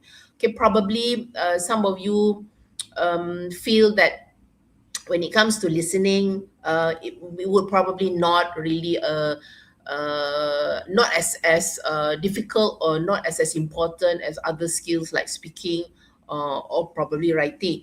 But let me tell you that when it comes to listening, especially when Muet, this is actually the paper that you need to score and you should score, okay, for you to get or to aim for the band that you wanted, right?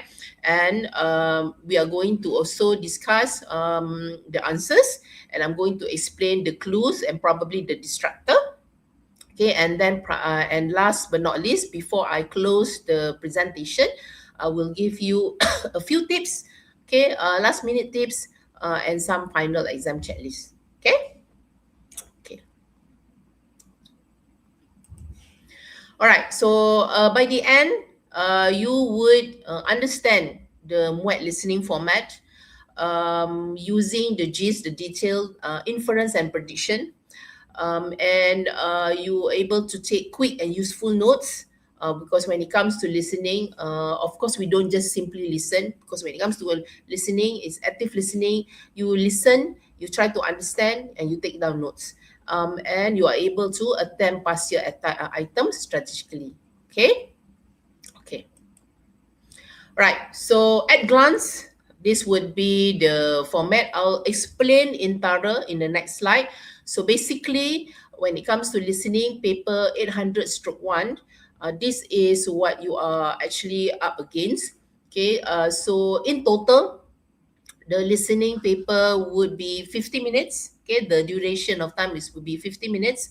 There will be 30 questions and all are MCQ. Okay, and also one multiple matching. There'll be 5 parts, and the weightage is 25%. As you know, that every skill is 25%, so listening is also 25%, right? Every recording is played twice. Okay, so you have to first of all listen for the gist, and then when you listen to it for the second time, you are going to verify the answers.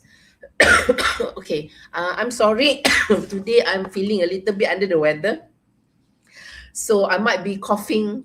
So please excuse me if I am coughing a bit here and there. All right, I'll try to control my coughing. All right, okay, all right, cool. When it comes to listening features, okay.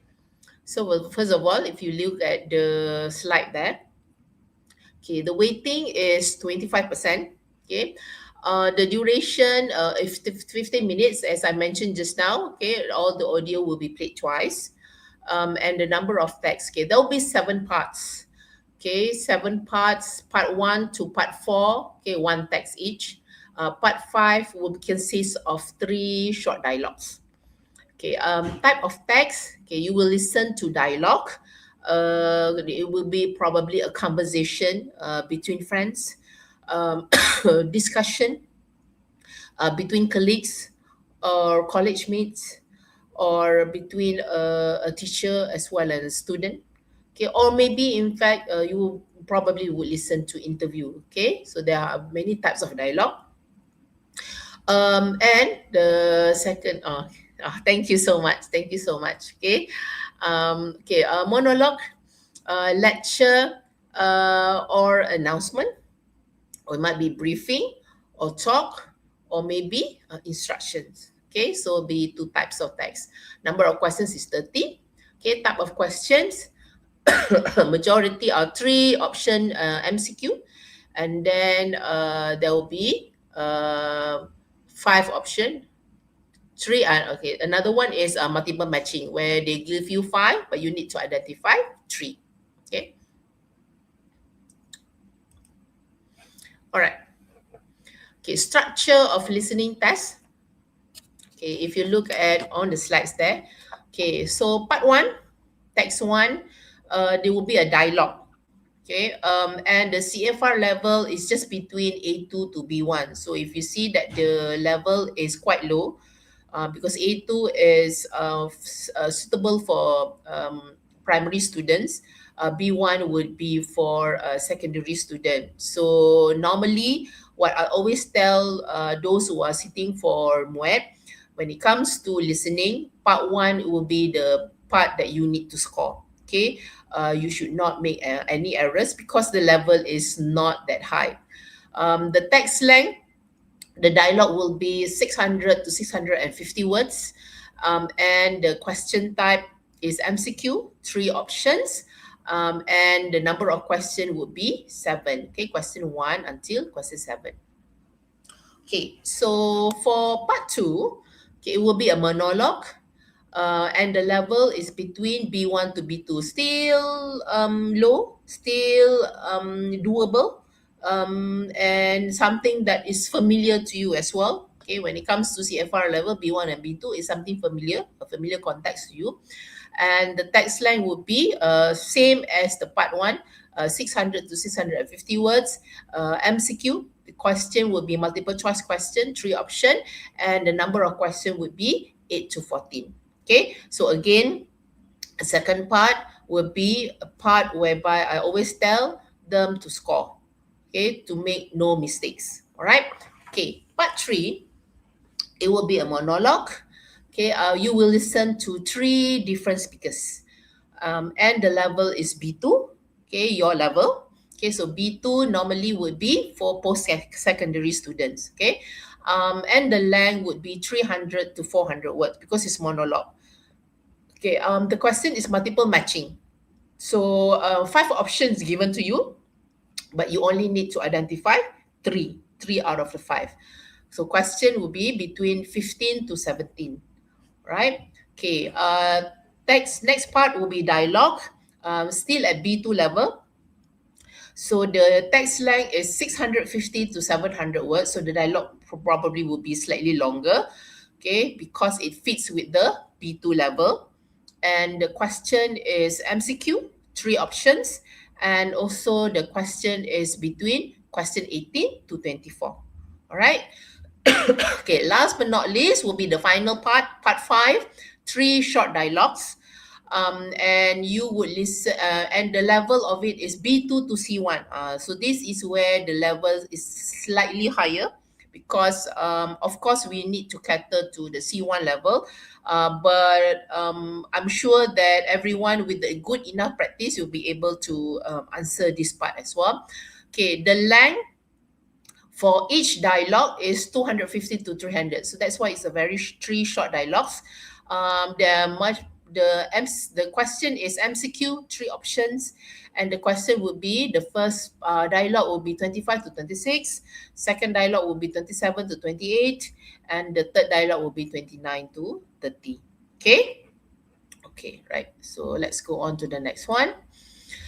Okay, when it comes to listening, okay, this would be the difficulty in listening. Since no one is putting anything in the chat box, right? I'm just giving you generally what are the difficulty that you might face when it comes to listening. First of all, you do not have control of the speed at which the speakers speak. Of course, the lower CFR level, the speakers will be slightly slower, okay, slightly. But then as we go along, the higher the level, the speed would be slightly faster. Okay, but still sounded normal to us. All right. Okay. But then when it comes for the listener, you do not have control of the speed. You have to adapt with the speed of the speakers. And when it comes to listening as well, you could not get things repeated.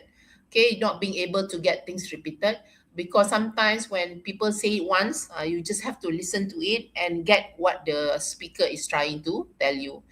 Another one would be the listener's limited vocabulary. You yourself is having a limited vocabulary bank. Okay, your vocabulary bank is not so expanded, so you might have problem understanding what the speaker is trying to say to you, or failure to recognize the signal. Normally, when it comes to why students unable to recognize the signal words, is because they were not paying enough attention. They want to hear what they want to hear. So that's why when it comes to the signal words, like the cohesive devices, they fail to understand it, and then they misunderstood what is being what the speaker is trying to say. Problems in interpretation, because yes, this one would applicable to those proficiency students, where they have problem understanding it, and they interpret it wrongly. Okay. And last but not least, inability to concentrate. Because although people feel that speaking and writing will be more important, but trust me, when it comes to learning language, any kind of language, listening skill is the ultimate skill. Because if you remember when you were small, when you are learning nursery rhymes, or for the Muslim, you are reciting some of the simple surah. You do not know how to read yet, but then because your teachers or your parents or your friends repeating the songs and the surah over and over again, so somehow or other you would be able to remember it, and you were able to say it well. Okay. And because you were concentrating, because you lack of other skills, so that shows actually listening is crucial skill when it comes to learning language. So if you are able to concentrate, same goes when you are doing speaking. If you are unable to concentrate what the other speakers are saying, you could not give the correct response. So same goes with listening test as well. If you are unable to concentrate what the speakers or whatever that is the presenters are saying, okay, the audio, then you will not be able to get what is the main idea that they're trying to say. Okay, is the speaker going to be an AI voice in the actual mail, or is it a real person? It's a real person, darling. Okay, it's a real person. We don't use AI. And they when they are recording their voice, they will try to make sure that the pronunciation would be very clear for you to listen to, and they would try to make it sounded as natural as possible. Okay, but no, it's not AI. So far, we're still using a normal human being. All right. Okay, let's go to the next slide. Okay, typical mistakes while listening. When it comes to listening, people thought that they need to understand every word. Remember, I told you that you have to listen for the meaning, not for the word.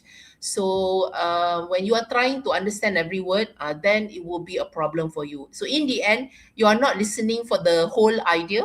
You are just listening for the word. Okay, so that will be one typical mistakes. You do not read.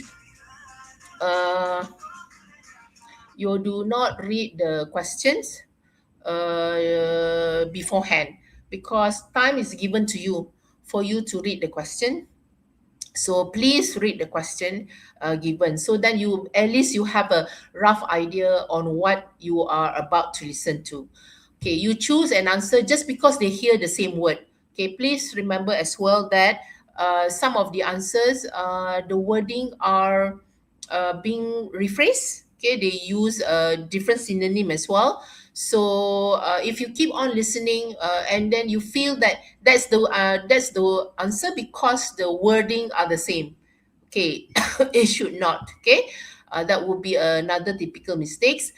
Missing signal words again. So if you notice that throughout my presentation, you would see that I keep on stressing the idea of signal word because when students miss signal words, when candidates are missing signal words, they would listen probably only the earlier part, but then they did not notice that the following part would have a signal word to show that that is actually the actual answers.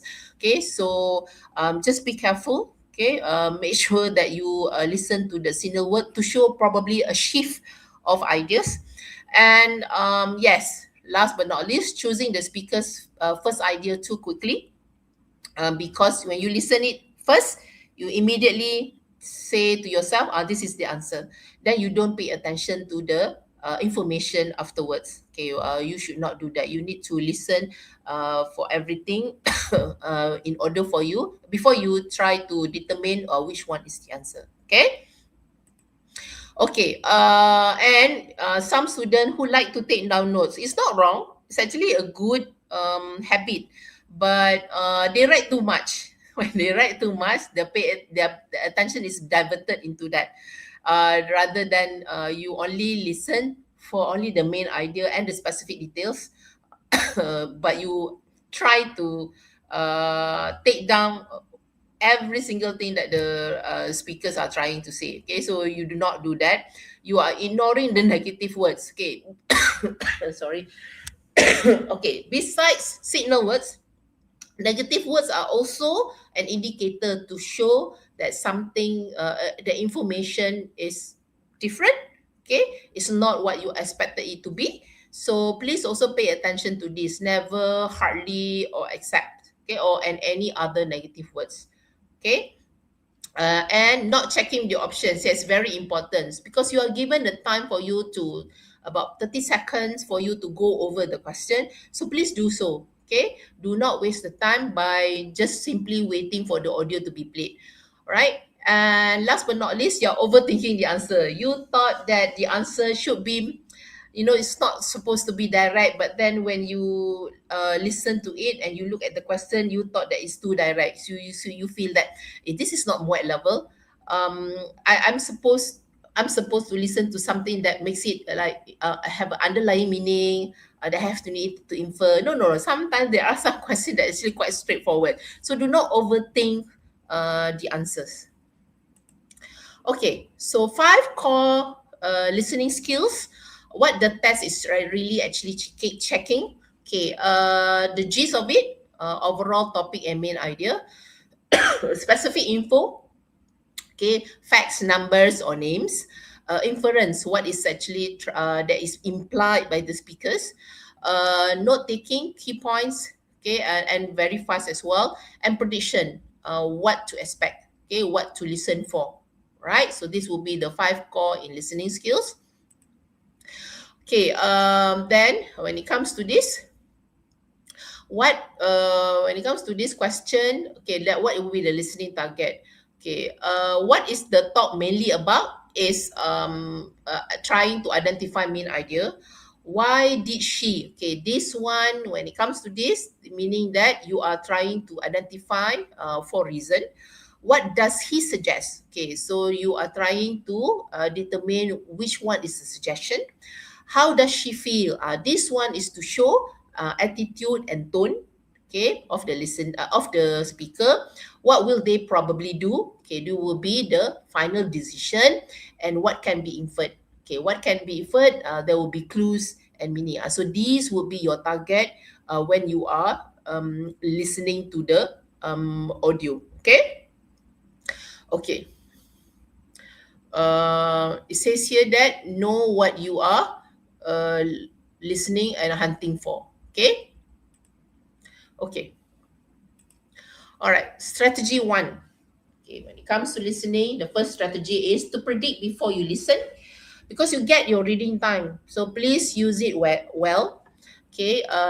You skim first, predict the tone and the type of the answer that you needed. Who, topic, place, activity, and time. Okay, right? Okay, and there are several things that you need to also have to make sure, because when it comes to listening, there are several language function that you have to be aware of, and this is one of it. Okay, understanding idiomatic expression and colloquialism. Okay, colloquialism. So what does it mean by that? So definition: what is idiomatic expression? Meaning is different from the meaning of the individual words.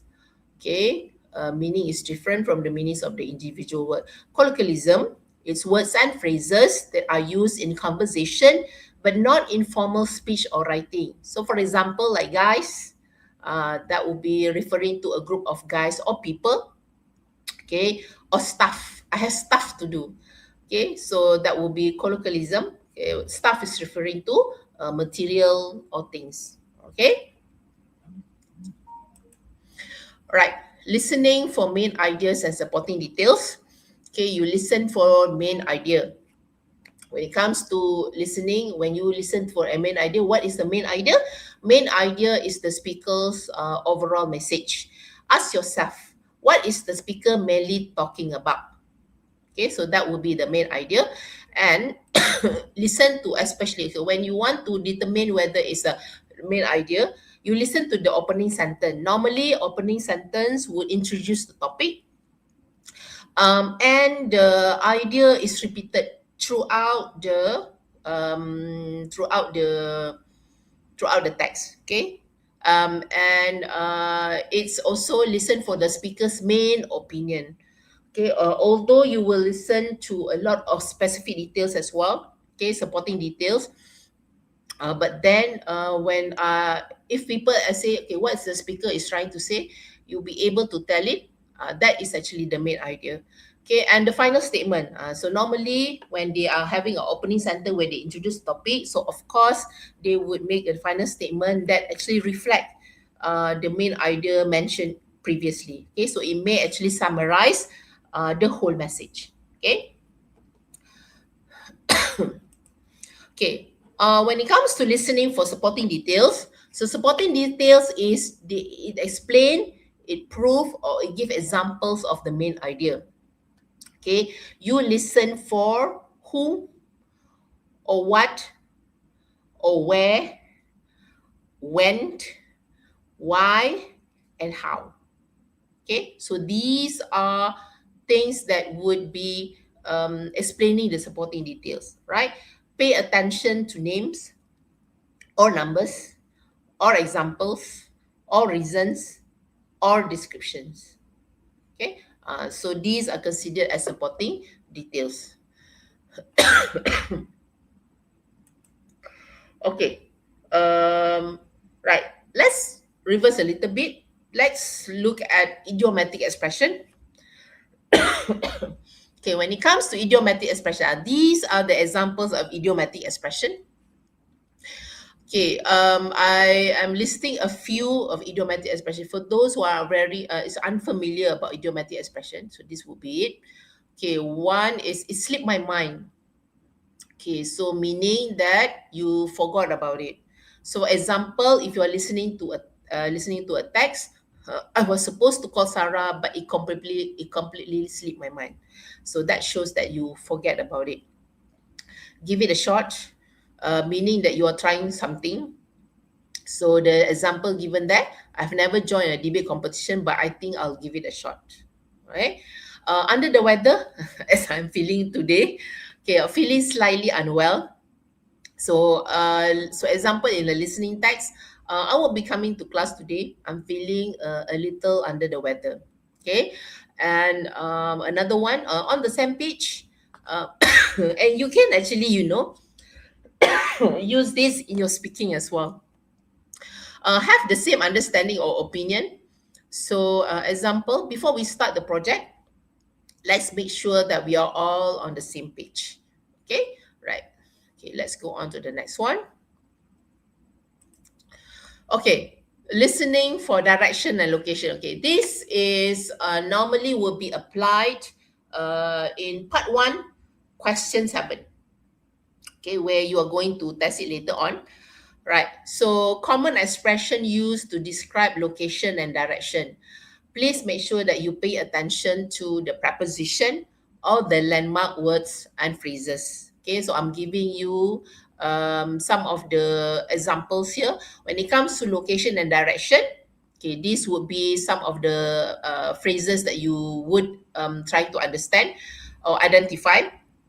Across the street, take the second right, at the end of the road, between A and B, or on your left, on your right.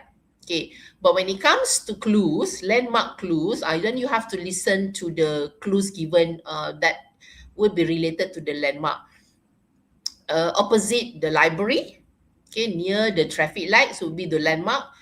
Behind the supermarket, that would be the landmark. Just past the junction, okay, or near the entrance. These are the two things that you need to pay attention to when it comes to listening for direction and location. Okay. Okay. Okay, so from sound to the answer, please hear everything. Do not panic. Take it all in. I'm just hoping that after this, you are not too conscious, okay, when it comes to listening. All right, just hear everything, okay, take it all. Just pay attention to the keywords, the name, numbers, and actions. A main idea, what is this mainly about, and choose your answer with confidence. Okay. Okay. Right. What if you change change mind moment? Okay, there are some times where where you feel that the answer is in the beginning, but probably the answer comes later. Okay, so for example, that I was going to take the bus. Okay, but because of the word but there, it takes too long, so I'll take the train instead. So what is the final decision? Yes, taking the train. Okay, although the first idea was only on the bus, right? So this is what we meant by change my moment. Okay. Which signal word shows a change of idea? You don't have to type it in the chat. Okay, something wrong with my slide today. It doesn't want to follow whatever that I'm showing it. Okay, so which signal word shows a change of idea? Also, however, in addition, and finally. Okay, so which signal word shows a change of idea? However, right? The answer is B, however. Okay, shows a change of idea. Okay, multiple matching. Okay, when it comes to multiple matching, please don't memorize the sentences. You track each speaker's key message. So, for example, speaker A is talking about the cost and the opinion or attitude. It says that it's too expensive. Then you match it with the correct sentence. Speaker B, the main idea is talking about time. And the opinion and attitude is more on the more convenience. Okay, then you match it. And maybe C is talking about the key point is experience, and the opinion and attitude is on learning new skills. Okay, so then you try to match it from out of time. So key rule when it comes to multiple matching: one speaker, one short keyword, one attitude. Okay. This is also, and again, another part that I feel everyone should not make any errors, because first of all, you only need to identify 3 speakers, and the level is still B2, your level. Okay, so I think this not an excuse for you to make any mistakes here. Okay.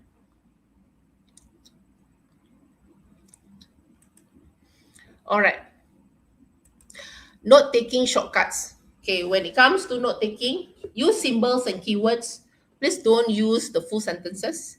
Okay, and I'm giving you just tips here. If you want to say it leads to, then you can use the arrow there, more or increase rather than typing the whole thing, rewriting the whole sentence there. You can just put a plus there, plus point there, plus symbol there, or less and decrease. You can use that symbol there.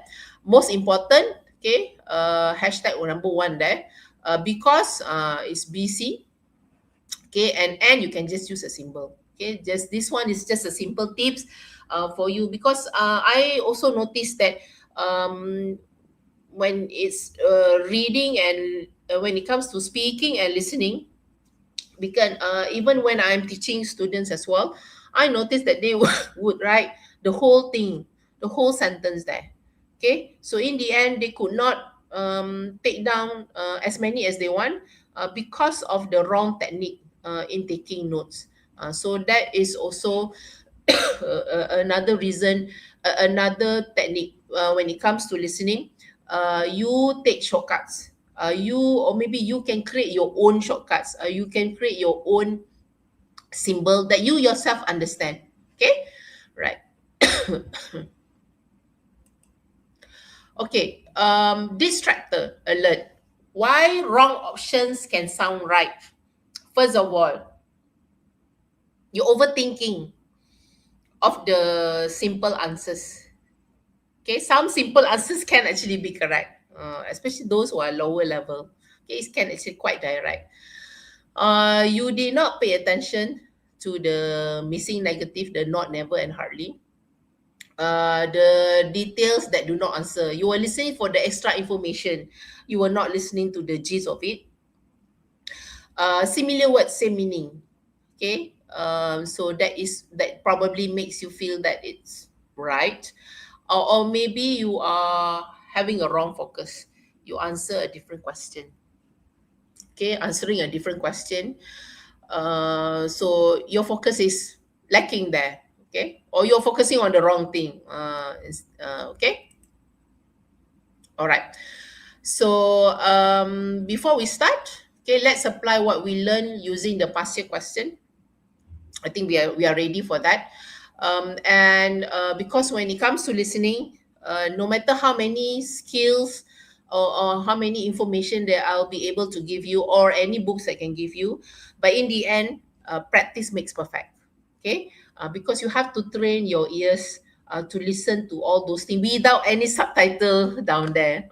Because sometimes I think that a lot of students nowadays, when they are watching something, especially when they're watching a clip, probably they would prefer to have subtitles underneath, rather than train their ears to listen to whatever that the speakers is trying to say. Okay, so follow, read and predict, listen, attempt under exam condition. You locate the clue, and you be able to explain the distractor. Okay. Okay, before, again, remember the final 5-second checklist before the audio start. Read the question, identify the keyword in the question, you predict what you are going to listen to, then you listen, you check your answers, and you confirm it. Okay? Okay, don't listen to every word. Remember, listen for what you need. All right?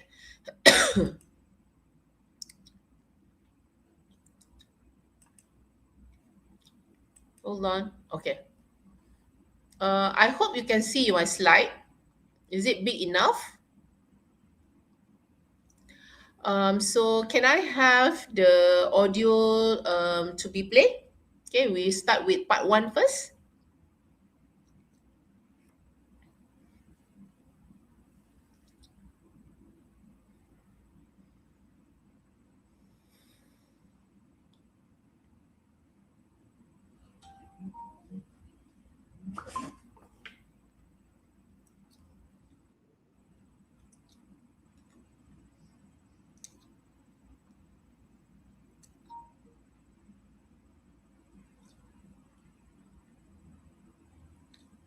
Okay, let's just wait for the team to start. Okay, in the meantime, while waiting for it, you can actually put it in the chat box, and maybe ask any question that you wanted to ask. Part 1. Listen Okay. to a All right. conversation So we start. between two friends, Alice and Duncan, about their planned holiday. As you listen, choose the correct answer for questions 1 to 7. You now have 30 seconds to look at the questions.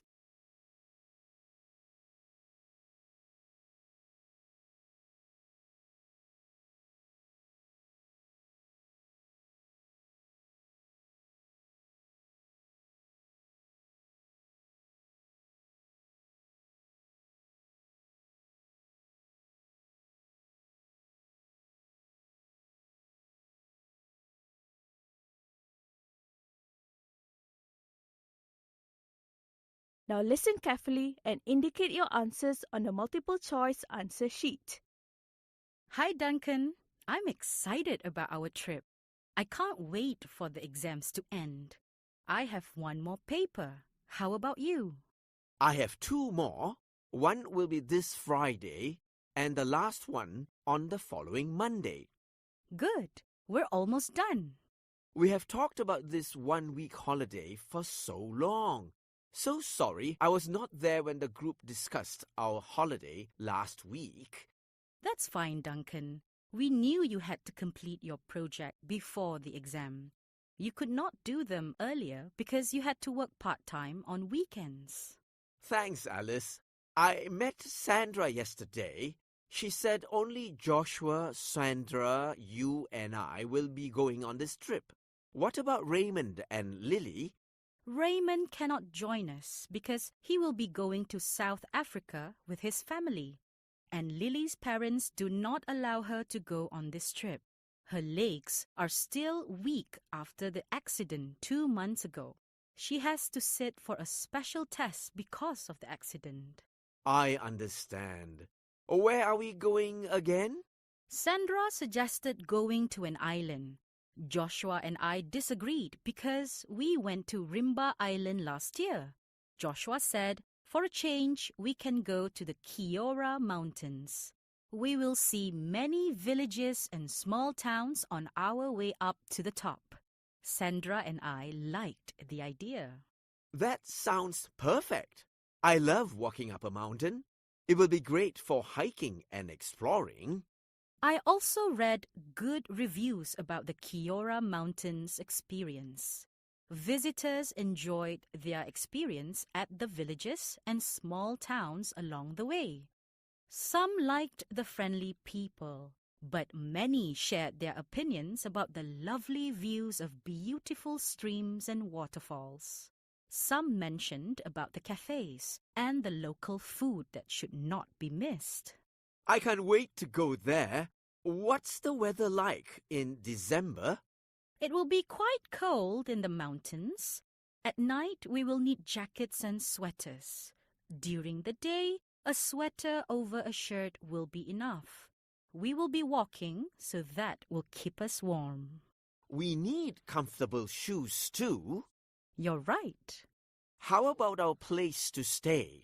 We have 2 options. The first is to camp at campsites. It's cheap. The campsite costs only 50 ringgit per night. Renting a tent costs only 20 ringgit per night. But it will be too cold at night in the mountains. That's right. What's the second option? To stay in a youth hostel. The price is based on per person instead of per room. The rooms are either for 6 people or for 12 people. 40 ringgit per person for the room for 6 and 30 ringgit per person for the room for 12. There'll be other people sharing the room with us. Interesting. Let's try both options. We can save some cash for our visits to the coffee shops. We camp for 2 nights at the foot of the mountains. It will not be too cold at night. Then we stay in the room for 12 people at the youth hostel for the rest of the week. I'm worried about staying at a campsite. I have 0 experience. Don't worry. I have camped a few times before. You can count on me. I will show you my camping and cooking skills during this trip. Excellent. Duncan, are you going to the end of semester gathering given by Professor Hadi this Saturday? Yes, at Uni Inn. Can you tell me how to get there? Sure. From our college, walk to the end of East Street. Then turn left into Bond Street. Walk to the end again and turn right into Adam Street. You will see shops on your left and right. Uni Inn is the first shop on your left. Thanks, Duncan.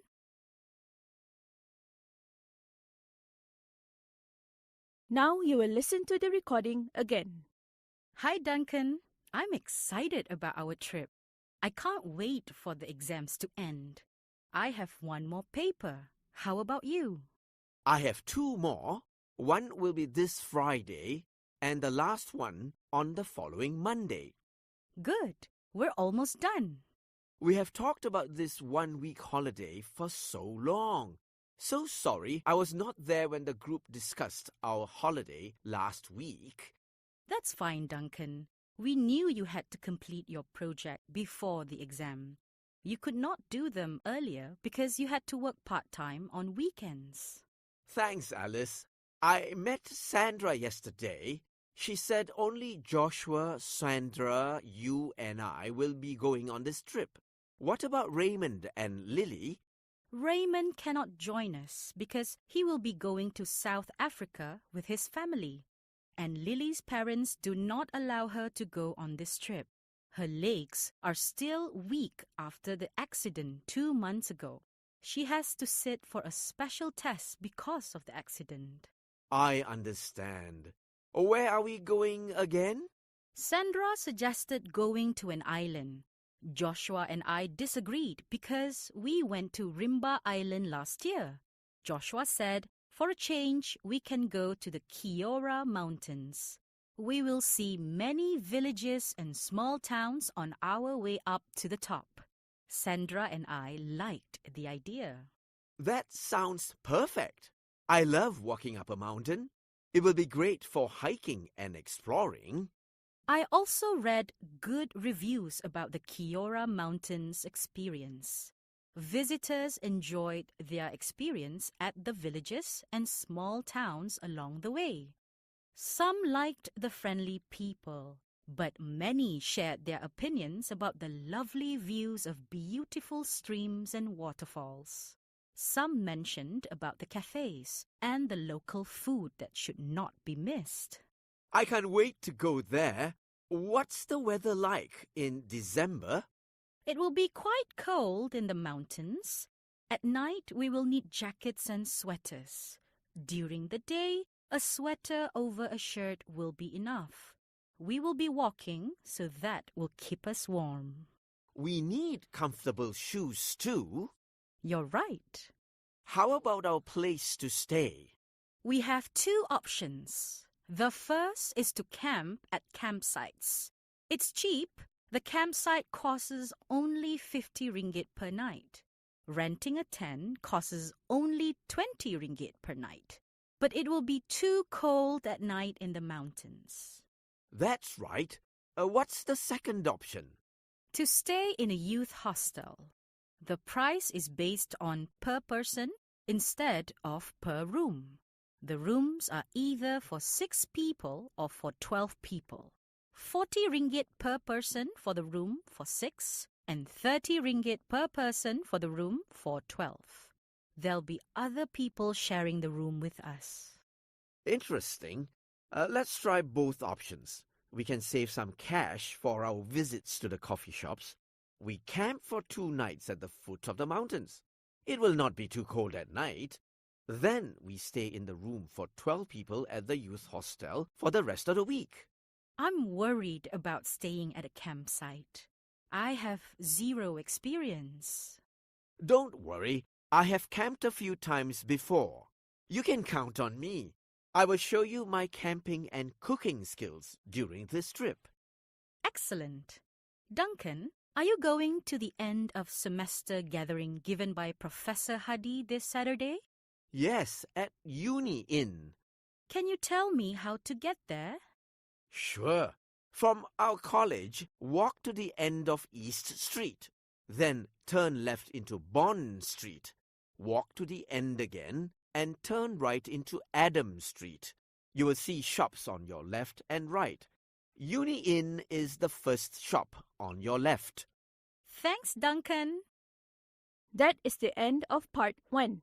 Now turn to part 2. Okay, all right.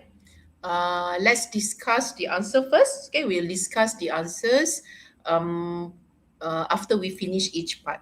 Okay, right. So, are you ready? Okay, so let's look at the answer. Okay, okay, right. For question 1, the answer is B. Okay, because it's written. Okay, B B C B B A A. Good job. Okay, so if you look at it, number 1 the answer is B because it says there is 1 or 2 more papers, so they are almost done. Okay, question 2, the answer is B because they missed meeting. Okay, Duncan missed meeting due to completing project which he delayed because he was working part-time. Okay, it was mentioned there clearly. Okay, number 3, there is actually a distractor there. Okay, because there are two things that was mentioned.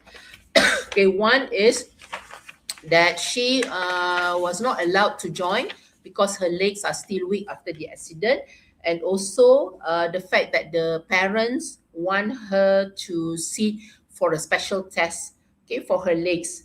So it's either A or C, but then a more appropriate one would be C, okay, because the main idea is why the parent do not allow her her parents do not allow her to join because her legs. It's not because they want her to sit for the test. It's because of the condition of the leg. So that's why number 3 is C. Number 4 is B because suggested it for a change. Number 5 is B. Okay, many share their opinion about the lovely views. Okay, that is why the answer is B. And number 6 is A. Save money for the cafes. Cost, cash for our visit to the coffee shop and cafe. And 7 is definitely is A because it's mentioned there, left, right, and left. Okay, all right, good job everyone. Okay, so let's move on to the second part. Okay,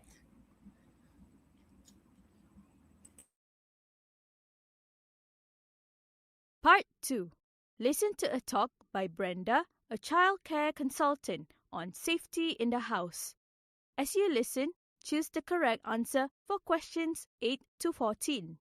You now have 30 seconds to look at the questions.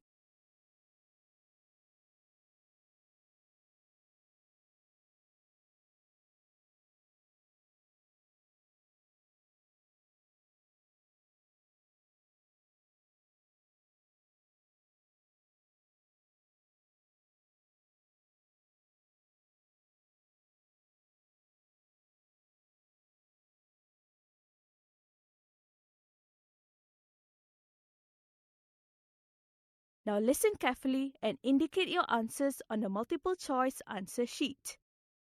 Good morning, young parents. I know you all have children ages 1 and above starting to walk. Apart from feeding them healthy food, their safety at home is also essential. They can be very active.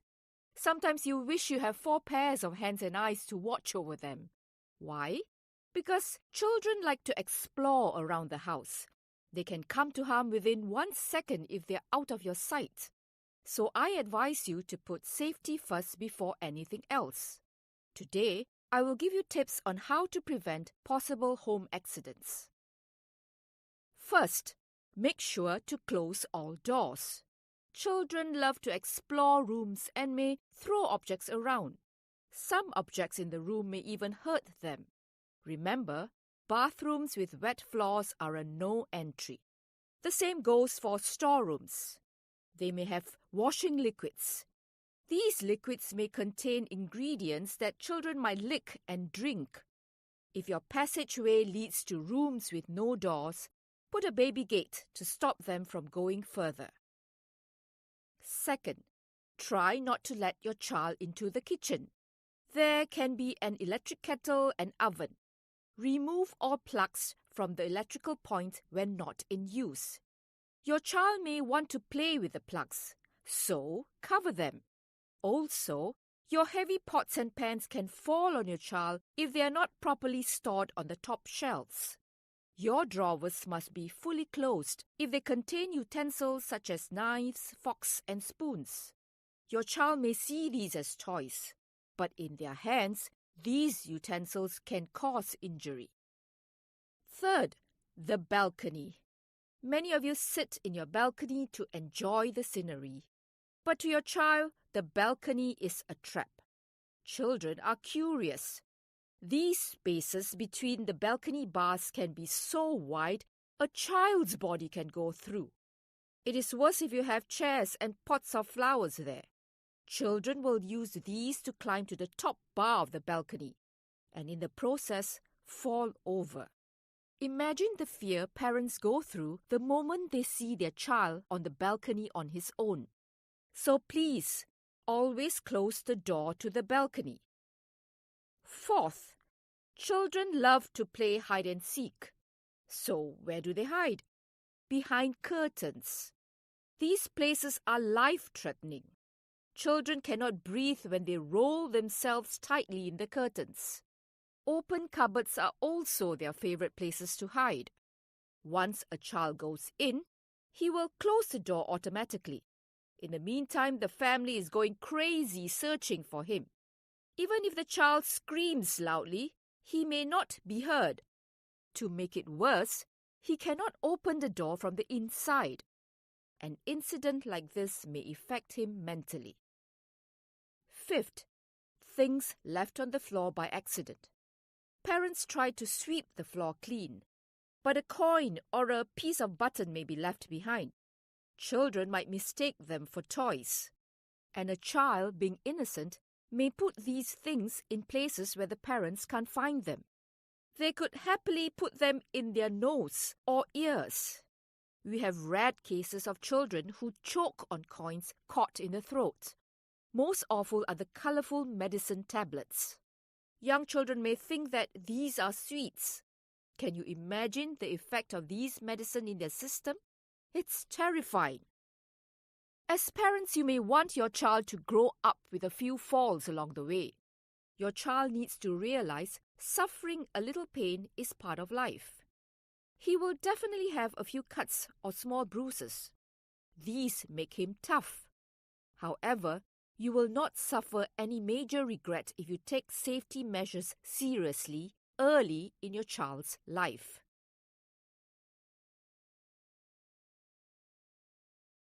Now you will listen to the recording again. Good morning, young parents. I know you all have children ages 1 and above starting to walk. Apart from feeding them healthy food, their safety at home is also essential. They can be very active. Sometimes you wish you have 4 pairs of hands and eyes to watch over them. Why? Because children like to explore around the house. They can come to harm within 1 second if they're out of your sight. So I advise you to put safety first before anything else. Today, I will give you tips on how to prevent possible home accidents. First, make sure to close all doors. Children love to explore rooms and may throw objects around. Some objects in the room may even hurt them. Remember, bathrooms with wet floors are a no entry. The same goes for storerooms. They may have washing liquids. These liquids may contain ingredients that children might lick and drink. If your passageway leads to rooms with no doors, put a baby gate to stop them from going further. Second, try not to let your child into the kitchen. There can be an electric kettle and oven. Remove all plugs from the electrical point when not in use.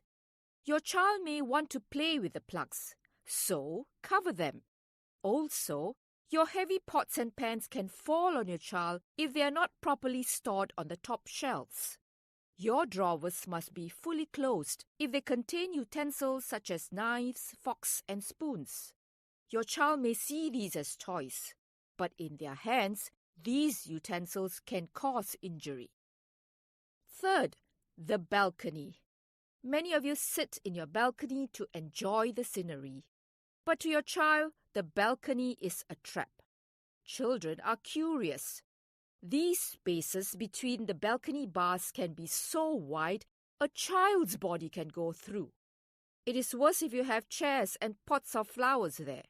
Children will use these to climb to the top bar of the balcony, and in the process, fall over. Imagine the fear parents go through the moment they see their child on the balcony on his own. So please, always close the door to the balcony. Fourth, children love to play hide and seek. So where do they hide? Behind curtains. These places are life-threatening. Children cannot breathe when they roll themselves tightly in the curtains. Open cupboards are also their favorite places to hide. Once a child goes in, he will close the door automatically. In the meantime, the family is going crazy searching for him. Even if the child screams loudly, he may not be heard. To make it worse, he cannot open the door from the inside. An incident like this may affect him mentally. Fifth, things left on the floor by accident. Parents try to sweep the floor clean, but a coin or a piece of button may be left behind. Children might mistake them for toys, and a child, being innocent, may put these things in places where the parents can't find them. They could happily put them in their nose or ears. We have read cases of children who choke on coins caught in the throat. Most awful are the colourful medicine tablets. Young children may think that these are sweets. Can you imagine the effect of these medicine in their system? It's terrifying. As parents, you may want your child to grow up with a few falls along the way. Your child needs to realize suffering a little pain is part of life. He will definitely have a few cuts or small bruises. These make him tough. However, you will not suffer any major regret if you take safety measures seriously early in your child's life. That is the end of part 2. Now turn to part 3.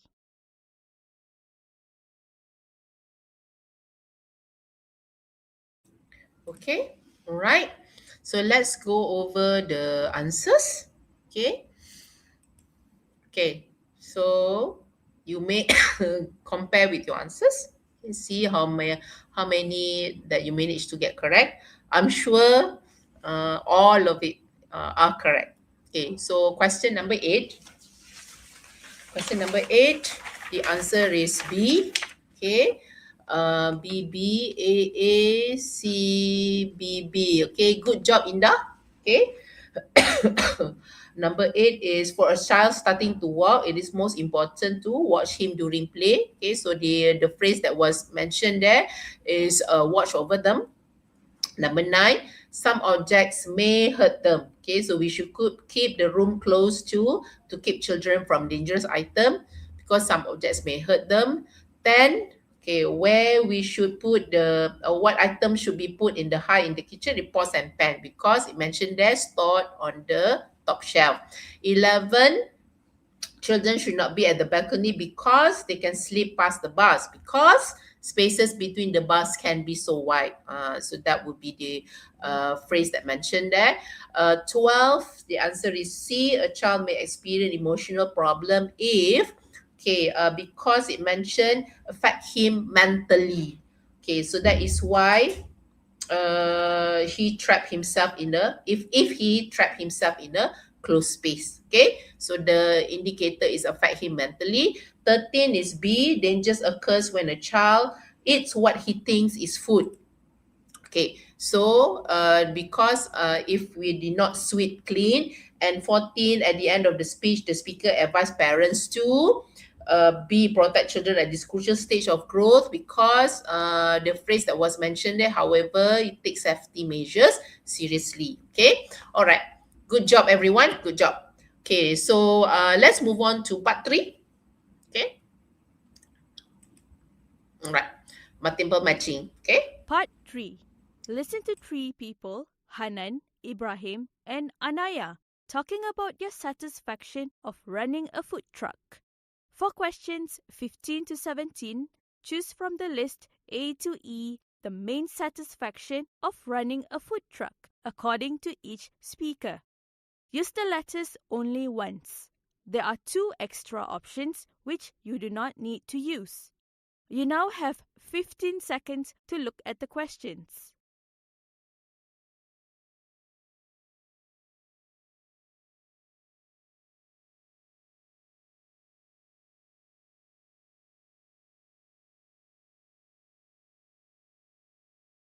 Now listen carefully and indicate your answers on the multiple choice answer sheet. Speaker 1, Hanan. I started my food truck last year after working in restaurants. I was paid very little back then. People think I chose this to save money on rent, which is true. It's cheaper than opening a restaurant. I work at different events such as music shows, beach parties, and markets. My old job meant working the same hours every day. Now I choose when to work. The best part is making my own arrangements. Last week, I took time off to visit my family. Next month, I'll be at the weekend markets near the beach. I'm not tied to one place. If business is slow in one place, I just take the truck somewhere else. From time to time, I also change my menu to attract customers. Speaker 2, Ibrahim. I left my office job to start a food truck because I wanted to earn more money. Now, as my own boss, I set my own hours. I also work in different locations. It makes each day feel new and exciting. I love experimenting with recipes. I can do this easily by buying good but cheap ingredients. But what makes this career truly enjoyable is the people I meet along the way.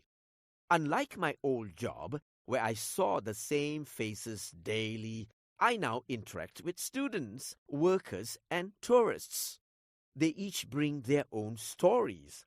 Some even return regularly, not just for the food, but for the conversation. Having the opportunity to create and build a business on my own terms makes this career feels right. Speaker 3, Anaya. Running a food truck has been great for my cooking dreams. People said I need lots of money to start a food truck, but it's less than I thought. Besides, I can work whenever I want. I can shift locations too, which is very convenient for me. What truly thrills me is coming up with new dishes whenever I feel like it. I love making fusion food, mixing traditional recipes with new tastes. In a normal restaurant, changing the menu is difficult. Here, if customers dislike something, I invent an alternative the very next day. By doing this, I reduce food wastage. I can keep my expenses low while meeting exciting new people daily.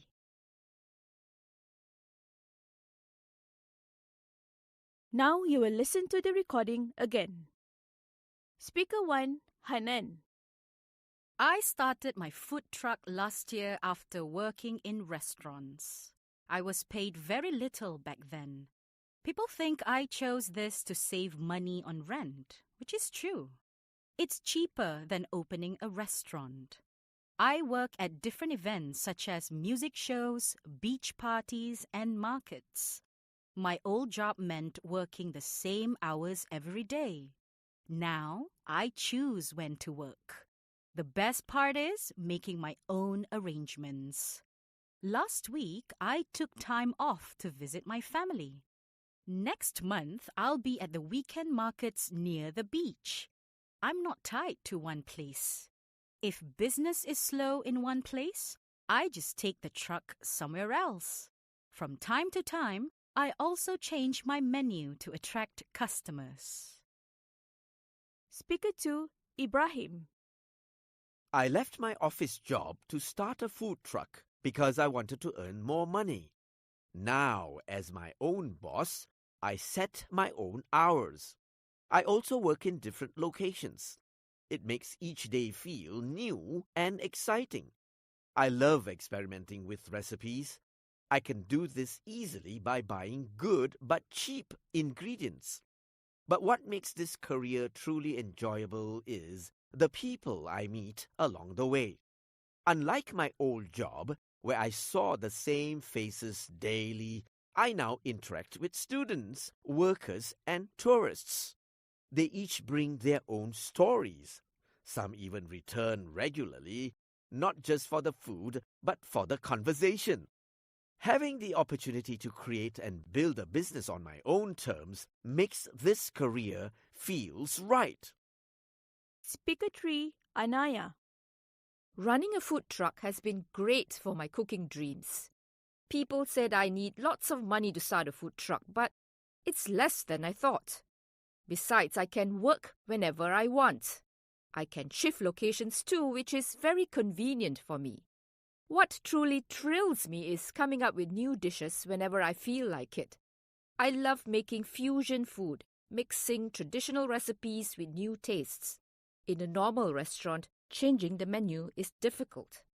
Here, if customers dislike something, I invent an alternative the very next day. By doing this, I reduce food wastage. I can keep my expenses low while meeting exciting new people daily. That is the end of part 3. Now turn to part 4.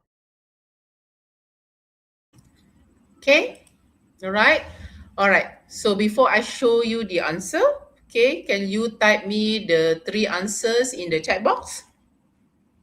ADB, right? Good job, Indah. Who else? Okay, ADB, right? Sahira, okay. Right, ADB. Okay, so let's compare the answers. Okay, if you look at it. Yes, correct. Okay, good job, everyone. Okay, so 15, the answer is A because the clue given here is the best part is making my own arrangement. Okay, 16 for Ibrahim. What the answer is D. Okay, community connection, because what makes the career truly enjoyable is the people I meet along the way. And 17, Anaya, is the answer is B, creative freedom. Okay, so because the clue given there, what truly thrills me is coming up with new dishes, making fusion food, and invent alternative. Okay, so yeah, so far everyone has done remarkably well. Okay, so let's move on to the next part. All right, so you would listen to a radio interview. Okay, so next part. Okay, ready? Part 4. Listen to a radio interview between Sophia, a host, and Dylan, the CEO of Talkies, a social media app. As you listen, choose the correct answer for questions 18 to 24. You now have 30 seconds to look at the questions.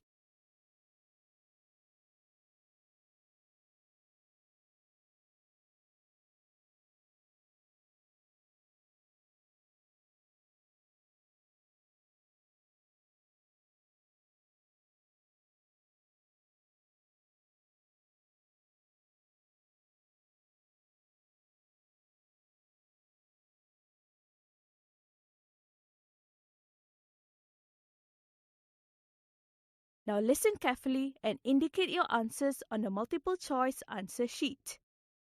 Let's welcome Mr. Dylan Smith, the CEO of Talkies since 2025. He will talk about the changes he made in Talkies. Thank you for inviting me. Talkies was created and used in 2020 by Ted Thompson to communicate with a small group. At that time, he was only a student at New City University. Later, he became the first CEO of Talkies. Now, more than 20 million people are on Talkies. Dylan, tell us more about Talkies. Talkies is an online communication platform created to facilitate the exchange of ideas at national and international levels. We are new in this business. We know that we still face problems now and then.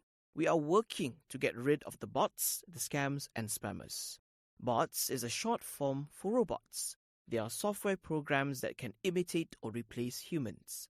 Scammers use dishonest ways to make money, while spammers send the same message to a huge number of people. Anyone can create fake influence on talkies. What do you mean by fake influence on talkies? Take this for example. We may be asking, why did this post not get any attention? Or, why did that one get a lot of attention? There are people with 10,000 accounts, which could actually be bots or scammers. If they want to spread false news, they can do it quickly. Users who are fooled will share the news with other users. Because of the fake news spreading on talkies, some people lose trust in us. In that case, how do you gain the trust of your users? I think the way to do that is by allowing everyone to see the algorithm and how it works. I would literally just put it on a forum for software developers and say something like, hey, anyone who wants to suggest changes, please go ahead. I believe that we need to be transparent. Then people will trust us. If there is any sort of adjustments to a post or any account on Talkies, we will tell users. They will get a message that says, Talkies took the following action with this posting or your account. In this way, people know what is happening. I know some individuals have been blocked from using Talkies. This has led to a debate among Talkies users. I am aware about this. Should Talkies block some users forever?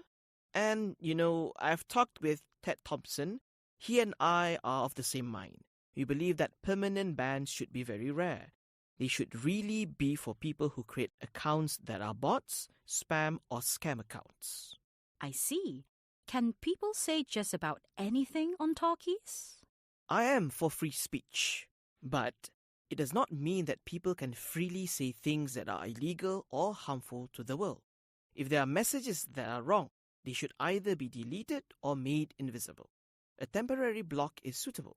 Permanent bans just cause people to lose trust in Talkies as a platform for public discussion. You have a point there. In fact, the ban will get them more attention. Then, more people will get to know of their opinions. They gain more fans by expressing their dissatisfaction towards Talkies for the ban. Even if people are blocked from using Talkies, they can use other social media platforms to have their voices heard. There should not be events that result from the spread of false information like large-scale protests in the streets. We are testing some strategies to manage the risk of public harm. You can report posts that contain false information. So far, this is available in limited testing to some people. We have started in countries like Australia, Brazil, the Philippines, and more. We are exploring how to expand. We want to ensure more credible contents on Talkies. Perfect. Thank you so much for giving us so much of your time.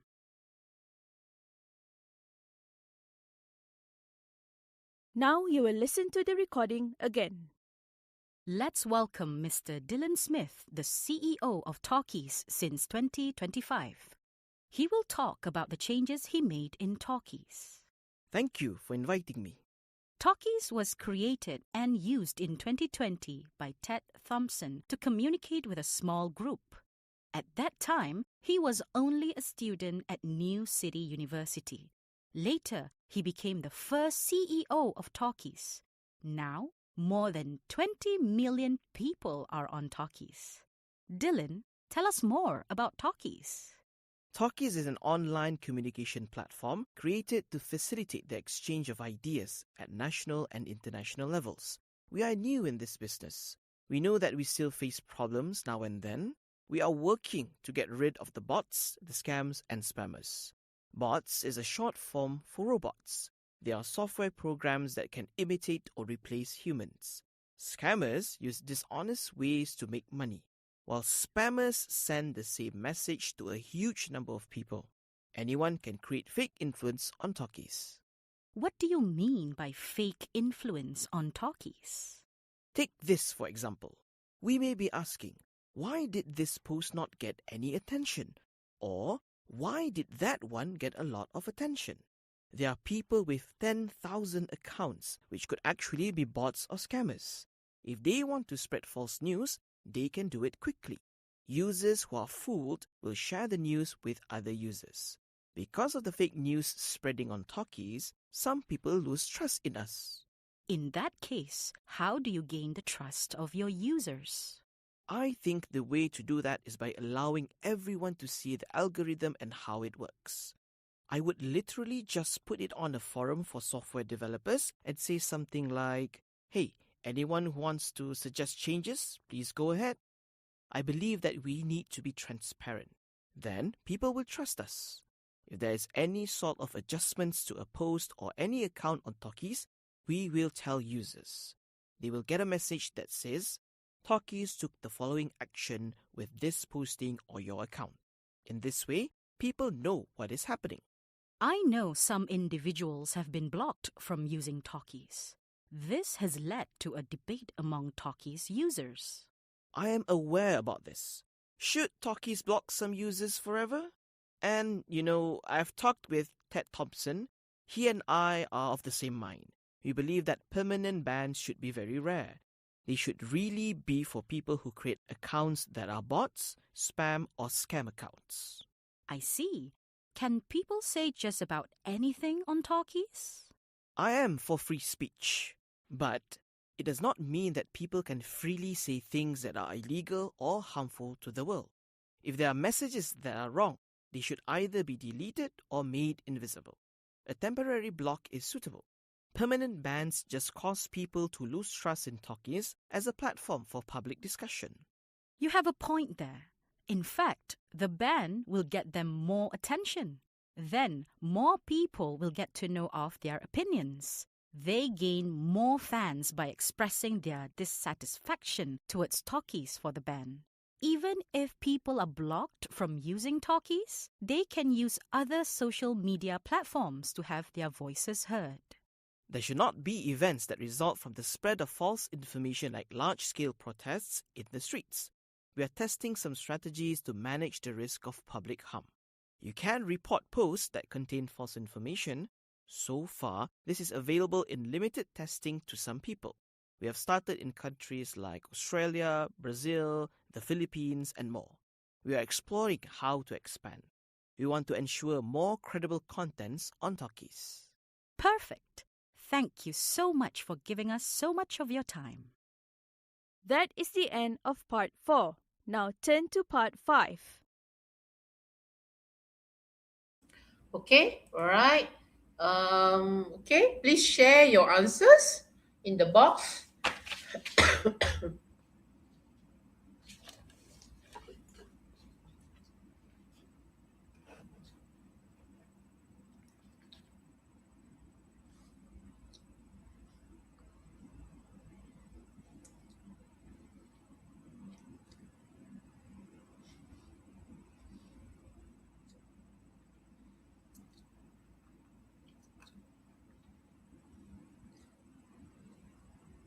Okay, anyone would like to share their answers in the box? Okay, right.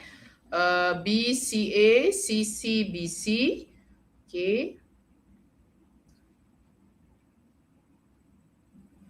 Okay, good job.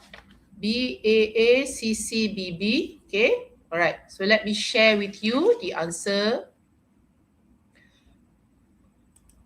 Okay. So 18 is B. Okay, was behind the development of Talkies because he mentioned there that he developed Talkies in 2020. Okay, 19 is C. Talkies is reasonably good because it allows people to discuss issues because it says that it's created to exchange ideas. 20 is A. The answer is they receive posts that contain incorrect information because fake news spread on Talkies. 21 is C. Talkies wins the trust of users by being honest about changes made to posts. Okay, honest, transparent. Okay, that would be the word that we use. 23, the answer is C. Controlling the content written by users because messages that are wrong are deleted or made invisible. Okay, 24 is no. Okay, 23 is Sophie believe that 23 is B. Okay, users who are suspended will get publicity because it says there more publicity, more attention and fan. And last but not least, 24 in the future talkies will. Then the answer is C. Allow users to inform of misleading statement. Okay, because it's the clue given there is can report post. Okay, so good job everyone. Right, last but not least will be the next part. We will listen to all the three dialogues. Okay, then after that, we'll compare the answers. All right. Okay, so let's move on to the next one. Part 3. Part 5, sorry. Okay, the final part. Part 5, Dialogue 1. Listen to an interview between Anita, a sports journalist, and Takeshi, a sumo wrestler in Japan. As you listen, choose the correct answer for questions 25 and 26. You now have 15 seconds to look at the questions.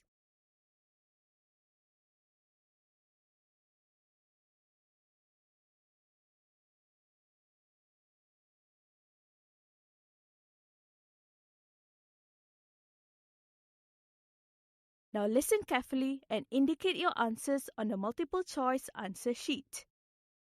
Takeshi, you are the most popular yet down-to-earth sumo wrestler in Japan. Fans think you are like a movie star with huge crowds following you wherever you go.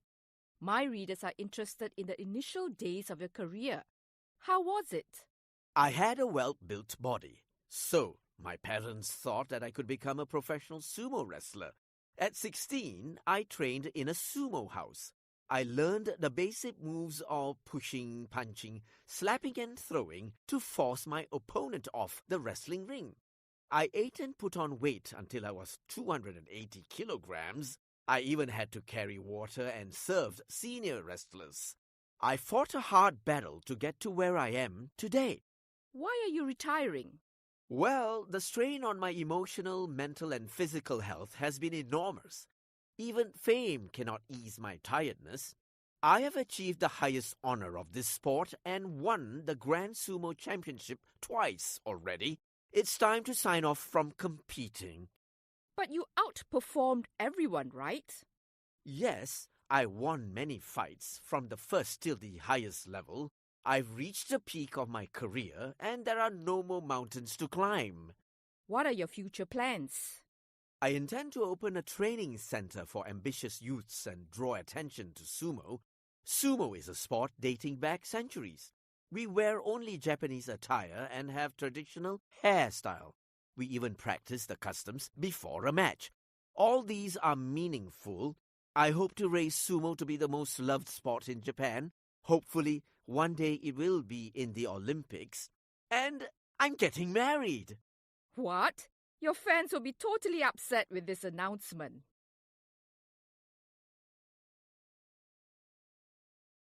Now you will listen to the recording again. Takeshi, you are the most popular yet down-to-earth sumo wrestler in Japan. Fans think you are like a movie star with huge crowds following you wherever you go.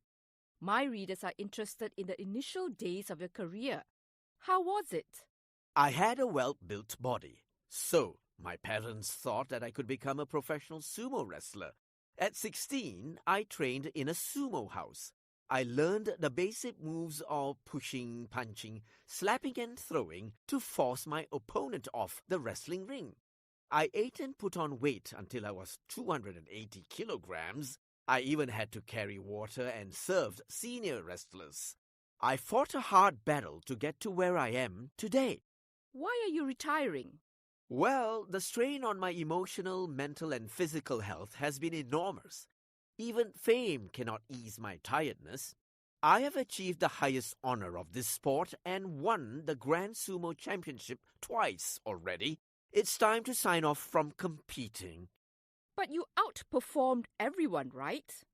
Yes, I won many fights from the first till the highest level. I've reached the peak of my career and there are no more mountains to climb.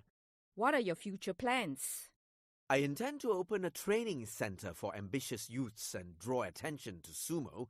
Sumo is a sport dating back centuries. We wear only Japanese attire and have traditional hairstyle. We even practice the customs before a match. All these are meaningful. I hope to raise sumo to be the most loved sport in Japan. Hopefully, one day it will be in the Olympics. And I'm getting married. What? Your fans will be totally upset with this announcement. That is the end of Dialogue 1. Now look at Dialogue 2.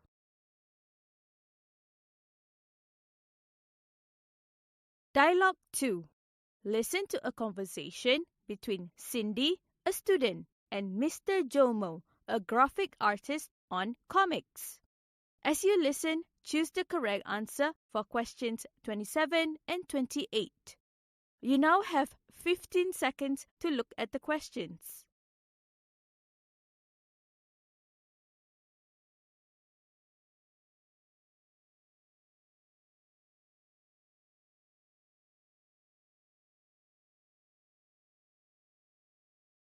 Now listen carefully and indicate your answers on the multiple choice answer sheet.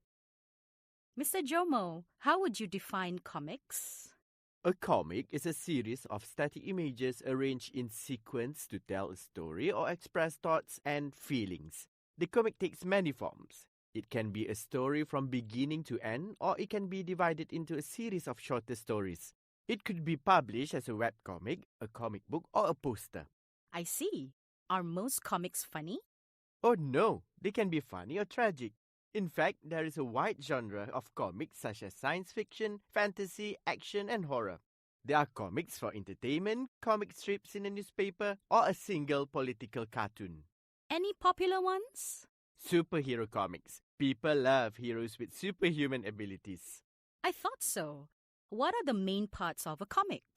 Well, comics are divided into multiple panels. They help build a sense of time and space. The gutter is the space between panels. It plays a key role in the construction of meaning. The speech bubbles. Why are there different shapes? Right, there are oval, vertical, cloud, and others.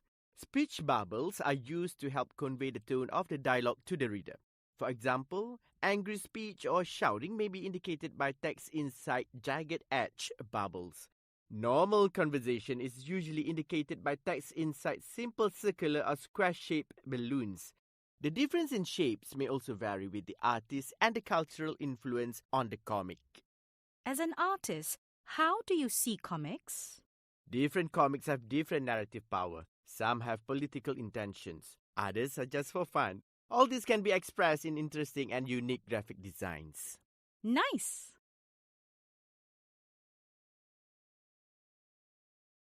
Now you will listen to the recording again.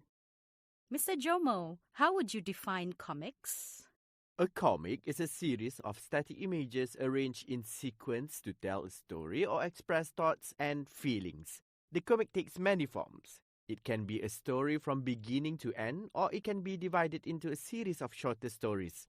It could be published as a webcomic, a comic book, or a poster. I see. Are most comics funny?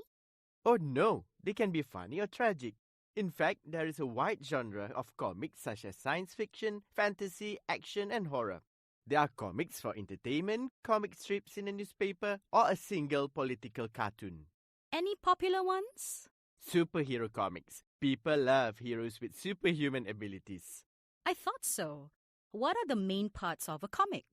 Well, comics are divided into multiple panels. They help build a sense of time and space. The gutter is the space between panels. It plays a key role in the construction of meaning. The speech bubbles. Why are there different shapes? Right, there are oval, vertical, cloud, and others. Speech bubbles are used to help convey the tone of the dialogue to the reader. For example, angry speech or shouting may be indicated by text inside jagged edge bubbles. Normal conversation is usually indicated by text inside simple circular or square-shaped balloons. The difference in shapes may also vary with the artist and the cultural influence on the comic. As an artist, how do you see comics? Different comics have different narrative power. Some have political intentions, others are just for fun. All this can be expressed in interesting and unique graphic designs. Nice! That is the end of Dialogue 2. Now look at Dialogue 3.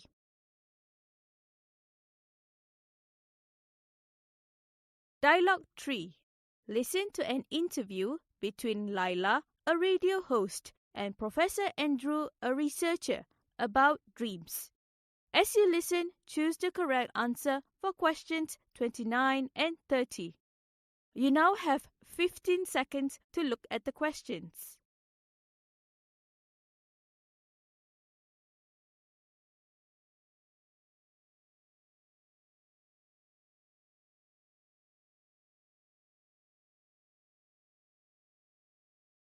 Now listen carefully and indicate your answers on the multiple choice answer sheet. Have you wondered why you dream? With us today is Professor Andrew, who will be talking about dreams and how scientists study them. During childhood, I had terrifying out-of-this-world dreams. I asked my parents about them, but they couldn't shed light. Later, I was drawn to sci-fi movies about dreams. After watching this movie called Inception, I was hooked to study the science behind dreams. I was like a kid in a candy store. At that juncture, this was a new area of research. Of course, it was challenging to study them initially, but with the assistance of technology, I began to understand dreams better. Professor, sometimes I dream about falling, being chased, flying, and being unprepared for exams. Interesting. That's why scientists study dreams. In fact, studies on sleep began in the 1950s when they started using the electroencephalogram, better known as the EEG machine. For the first time, they managed to get detailed data of the brain activity, and this led to the identification of the different stages of sleep, including the stage when our eyes move rapidly during our sleep. Scientists study dreams for two reasons. Firstly, to find out how dreams relate to waking life experiences such as stress, trauma, and fear. Secondly, to study parts of the brain that are working when a person dreams. Research has shown that dreams play a significant role in enhancing our mental ability and preventing many psychological issues. I guess I need to keep my eyes open for what I dream at night. Thank you, Professor.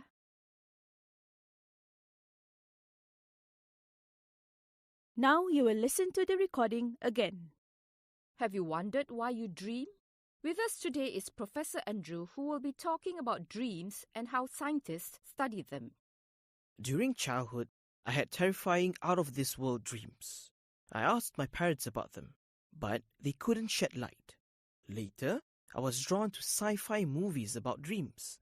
After watching this movie called Inception, I was hooked to study the science behind dreams. I was like a kid in a candy store. At that juncture, this was a new area of research. Of course, it was challenging to study them initially, but with the assistance of technology, I began to understand dreams better. Professor, sometimes I dream about falling, being chased, flying, and being unprepared for exams. Interesting. That's why scientists study dreams. In fact, studies on sleep began in the 1950s when they started using the electroencephalogram, better known as the EEG machine. For the first time, they managed to get detailed data of the brain activity, and this led to the identification of the different stages of sleep, including the stage when our eyes move rapidly during our sleep. Scientists study dreams for two reasons. Firstly, to find out how dreams relate to waking life experiences such as stress, trauma, and fear. Secondly, to study parts of the brain that are working when a person dreams. Research has shown that dreams play a significant role in enhancing our mental ability and preventing many psychological issues. I guess I need to keep my eyes open for what I dream at night. Thank you, Professor. That is the end of part 5. That is the end of the test. Please stop Okay. now. The invigilators All right. will now collect your answers. Okay. Okay. All right. Okay, why don't you share me your answers? Okay,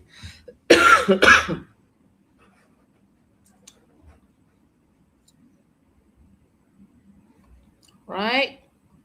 Okay, let's have a look at the answer. You may compare your answers. Okay, so 25, the answer is A. Okay, because it's written there that it was mentioned that achieve highest honors. Okay, so that's why the answer is he has achieved his career goals. 26 is C. Why is Takeshi promoting sumo wrestling? Because it deserves top position in the world sports scene. And in the dialogue just now, he mentioned that I hope to raise sumo to be the most loved sports in Japan, and also in Olympics. Okay, 27 is C. Okay, which type of comic sells the best? Character having unusual power. Okay, was mentioned superhuman abilities. I think superhero was also mentioned as well. Okay, 28 is C. The shape of speech balloons are influenced by the personal preference of the artist, because it was mentioned there may vary with artists. 29 is B. Why did Professor Andrew go into the study of dream? He was inspired by movies on dream. Okay, it was mentioned there a movie Inception. After he had watched movie Inception, hooked to study the science behind dream. And last but not least, 30 is B. Parts of the brain that are working when a person dream. Scientists study dreams to be observe physical movement while the person dream. All right. Okay, so you may also show me in total out of the 30, what is your actual score? Okay, you may type it in the text box. Remember that although it's 25%, the number of total question is 30, but the full marks is actually 90. So that means one error would cost you 3 marks. Okay, one error would cost you 3 marks. All right, so you can try and convert it and see how much. Okay, 26, not bad. All right. um 28 upon 3, good job. Okay, 28, 29, good job. All right, so try to aim errors not more than 5 if possible.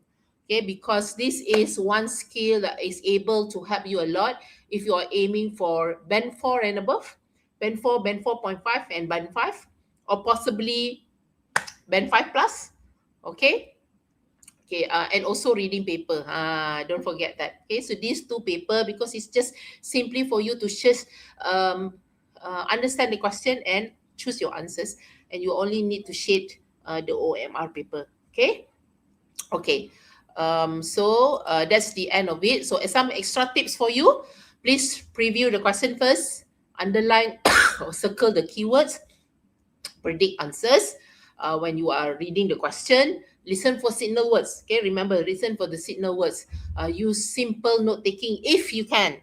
Okay, if you can, and practice to process information quickly. Okay, all right. So you got this. Ready, focus, and strategic. Okay, and show me, drop me any kind of symbol that you have to show me your feeling. Okay, after this listening webinar in the chat box. I think that's all for today. Okay, thank you so much for focusing and listening to my presentation. Okay, I hope you'll be able to score well. Okay. Right, thank you.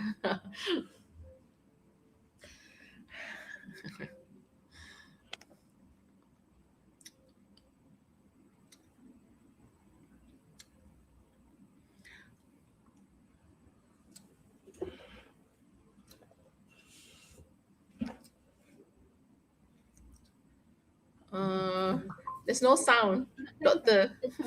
Okay. Can Right. I can?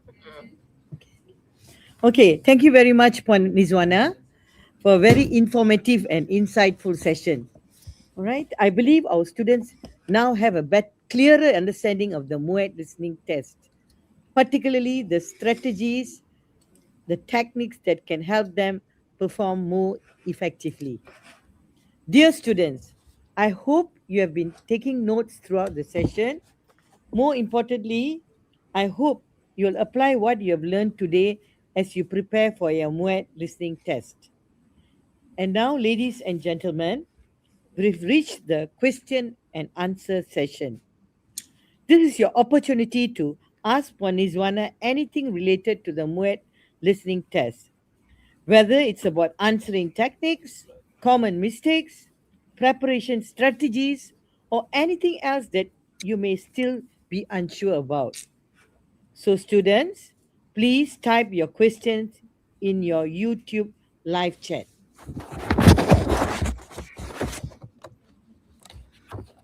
Just now, I think I saw a question asking how to know it's a distractor. Okay, so the distractor is designed to sound possible, but sometimes it makes it incorrect. One type of distractor is same word trap. The change mind moment, remember I mentioned just now? Half true trap, meaning that some part of the option is correct, but another part is wrong. Or wrong focus, not answering the question actually. The information is not answering the question directly. Or extra information trap. You have to be very extra careful there. Or opposite meaning trap. Okay. So that will be a typical distractors when it comes to identify whether that's the answer or whether it's a distractor. Okay, so I hope that you are clear on that. But if you ask me, you have to practice. Practice makes perfect. Definitely, the more practice that you do, listening, the better that you're going to be a good listener, and it will come in handy not only for exam but also in your future. Okay. Okay, good job, Makos. Thank you very much, madam. I took a lot of note. Good job. Okay, I'm so proud of you. Will the speaker has thick accent? As you listen just now, were they having thick accent? No, they are Malaysians. So they would not have any thick accent because we are testing second language speaker. We are testing Malaysian student. So of course we don't use this weird Australian British kind of accent. Okay. When can I get past year listening wet? Oh, okay, that's a tough one.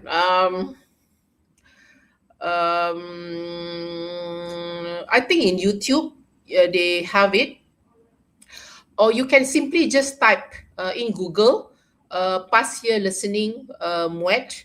Okay, because sometimes because of the privacy and confidentiality, so that's why MPM don't simply give it for free. Okay, but there are some people who share actually in YouTube as well as probably in their blogs. So you can actually find it there, right? I think that's all. I think that's the only question that are asked. I believe that based on the lack of question, I think I was very clear when I was doing my presentation just now. Okay, thank you, Puan Nizwana, for addressing our students' questions and for sharing your insights with us today. I hope everyone is... Dr. Jema, there's another one more question there. Any recommendation of books Okay, that we maybe can you get can as a proceed with reference that. about Muet? Okay. Okay. One last one, one last one. All right. I'm using Ace Muet, written by Mr. Chu. Yeah. So you can actually use that. I personally feel that that book is good. I'm not promoting or what. That one is because I'm using it in my class. So Ace Muet. Okay, so you can buy it. It's not too late for you to do that, and you can type. Okay. Yeah, that's all.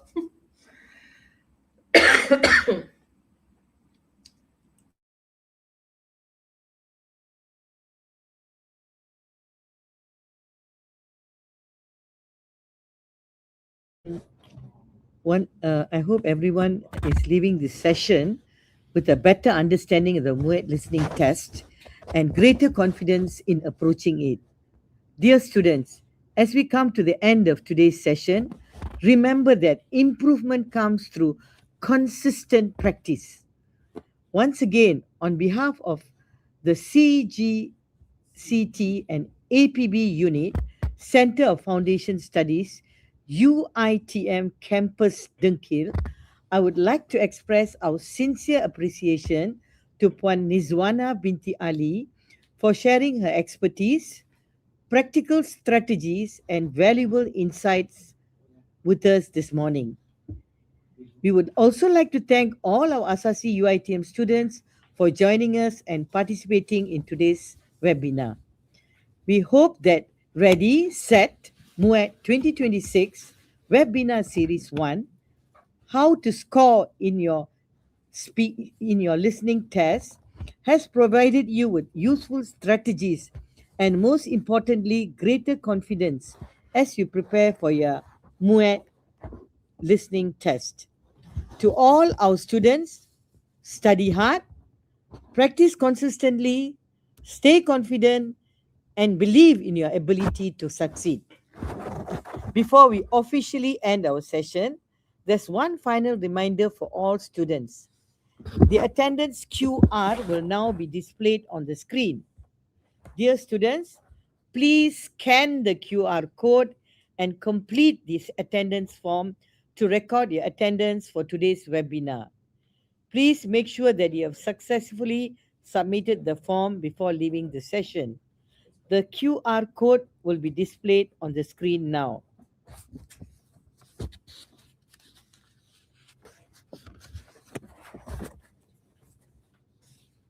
All right. Thank you, everyone. We hope you have a fruitful and enjoyable day ahead. Thank you and goodbye.